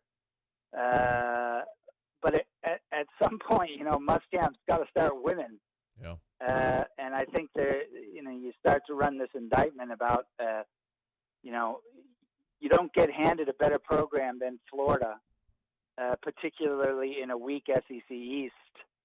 And then you get another shot at South Carolina, another shot at the head coaching ring, and you miss it again. I think it'll be a while before he gets another shot after this. Russ Mitchell, college football news, SEC writer. Oh, by the way, he's missing a toenail, but still good enough to join us on this day. Have a great rest of your week. I hope your toenail heals, and we'll chat soon. All right, brother. Bye. See you. Russ Mitchell, again, college football news. This is AFR, presented by Pluckers, 2 locations, Nicholson and Bluebonnet. Let me knock out our final break. We'll wrap up with Best Person in Sports and what we learned. Stick around. AFR. Brought to you by River City's 1 Hour Air, where they're always on time or you don't pay a dime. 752-0001, 752-0001, 752-0001, or 1hourbr.com. Take care of your home central AC. That unsightly box that sits on the side of your house. The thing that makes sure you and your family are comfortable while you sleep and while you battle the triple-digit temps during the summer months, the unbearable heat in South Louisiana, your reprieve when you walk inside and you get that blast of cool air. Well, that box on the side of your house needs to be cared for. Let River City's 1 Hour Air take care of it. They'll come by for the preseason AC tune-up and rejuvenation. They'll clean it, tune up, get it in tip-top shape for all of this warm weather this summer. Make sure it's running efficiently so a little problem doesn't become a big problem. River City's 1 Hour Air, 752-0001. Divorce is hard. Divorce is messy. Divorce is exhausting. The law offices of O.C. Brown walked me through my divorce and helped me find the right solution for me, my kids, my finances, and my property. Call the law offices of O.C. Brown, your law firm for a lifetime. Hi, friends. We're all a little on edge, but we at Richards Honda want to help. If your car needs service, we'll pick it up and drop it off, fixed and sanitized. If you need a new car, use our buy from home option or call us and we'll deliver it right to your door with no payments for 90 days. We are all in this together, and together we'll get through it. For more information, log on to richardshonda.com today. Are you a licensed contractor? There's lots of good contractors in Louisiana doing work the right way, but unfortunately, too many unlicensed contractors are working outside the licensing requirements. Working as a contractor in Louisiana requires a license for the company doing the work. The Louisiana State Licensing Board for Contractors wants to help you get licensed to allow you to conduct work legally. It's not difficult to get the license. We can help you. Go to lacontractor.org for more information. Licensed contractors, it's the law. ServiceMaster Elite create clean, disinfected work environments. As a local business, we take pride in serving the New Orleans and Baton Rouge areas. Our cleaning protocols follow CDC and OSHA standards for healthcare settings, offices, senior living, restaurants, and industrial plants.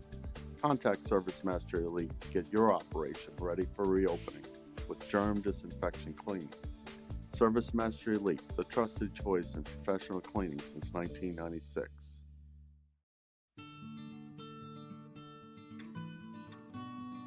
This is a house call.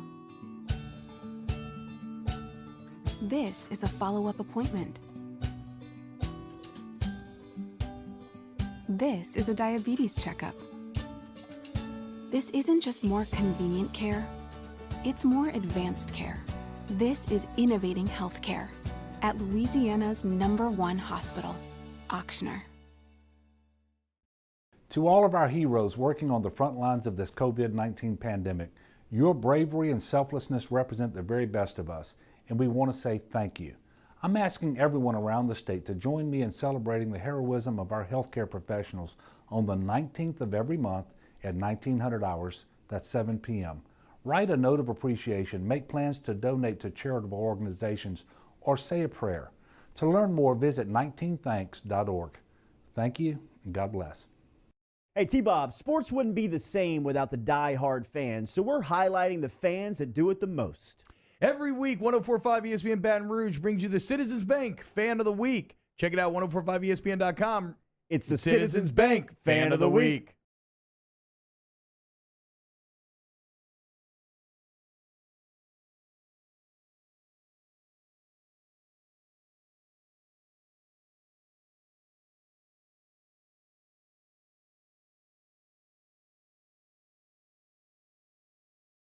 After further review with Matt Moscona, ESPN Baton Rouge, New Orleans, Alexandria. Presented by Plucker's Wing Bar. Open till midnight or later every night of the week, where every Monday is all-you-can-eat wings. Plucker's Wing Bar. If you don't like our wings, we'll give you the bird. I haven't played video games in like 20 years. I mean, literally. Probably, Super Nintendo with Mario Brothers, where you could get the little feather and Mario became a raccoon and could fly, and that was like mind-bending when that could happen. It's been that long since I played video games. But I might play NBA 2K21. If you haven't heard, Zion's going to be on the cover. There's actually going to be 3 players on the cover in alternating releases. Dame Lillard, Zion, and then the third will be announced today. This will be the third time a Pelicans player, someone from the New Orleans franchise, will be on the cover of 2K. Chris Paul did it for 2K8, Anthony Davis in 2K16, and now Zion for 2K21. Release coming tomorrow, July 2nd. So you can pre-order right now. But good on Zion. I just hope this ends up better than it did in New Orleans for CP3 and for AD. By the way, we also learned today that if you look at the cover, Zion, the 2K cover with Zion, there's no Zatarans logo on the jersey. Apparently, it's been confirmed that the Zatarans sponsorship of the Pelicans jersey will not be renewed. So, Mercedes-Benz Superdome, no mas. Zatarans on the Pelicans jersey, no mas. Dixie Brewery, no mas. A lot of changes here. We changed the name of the show. No. Do you think that Zatarans might look into that sponsorship of the Superdome? No. No, you don't think so? My assumption is that's going to be too pricey.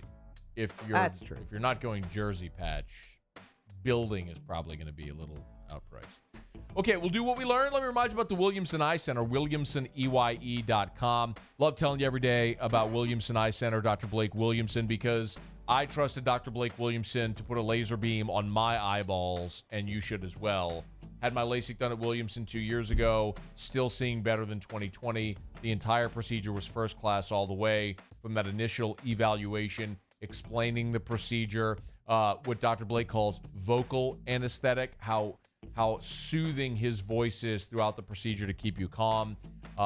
Amazing. If you've ever considered LASIK, if you've ever thought about living your life without contacts or glasses, my goodness, please do it.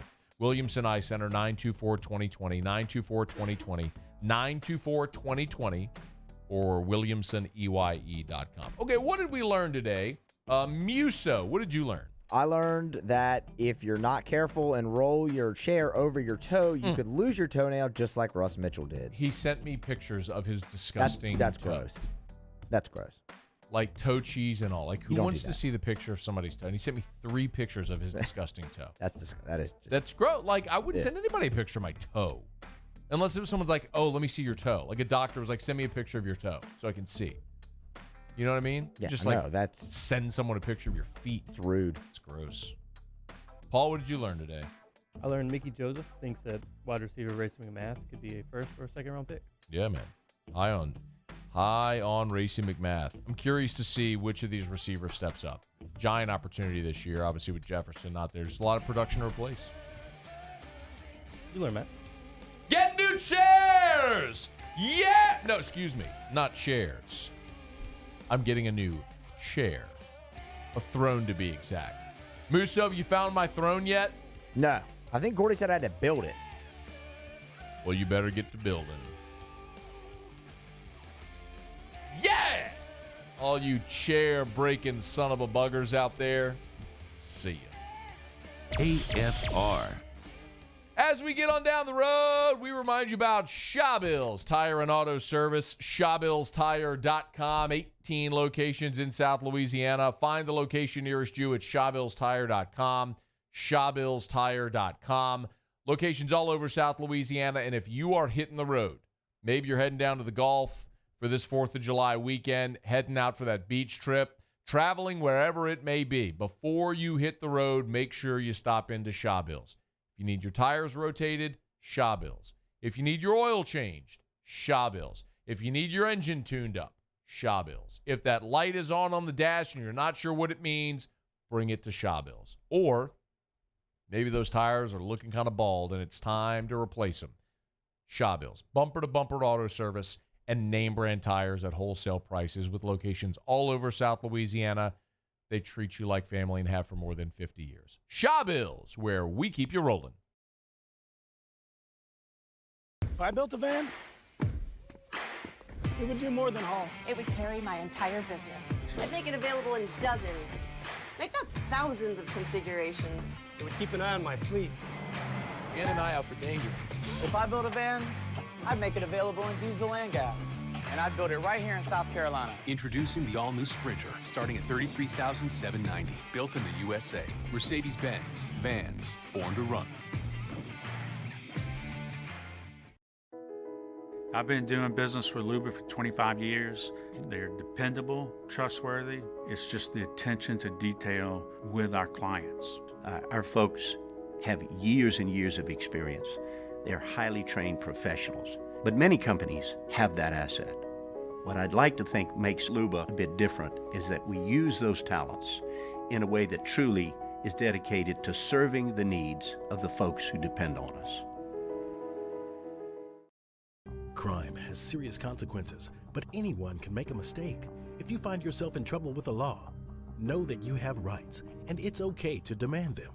The law offices of O.C. Brown are here to protect you and your rights.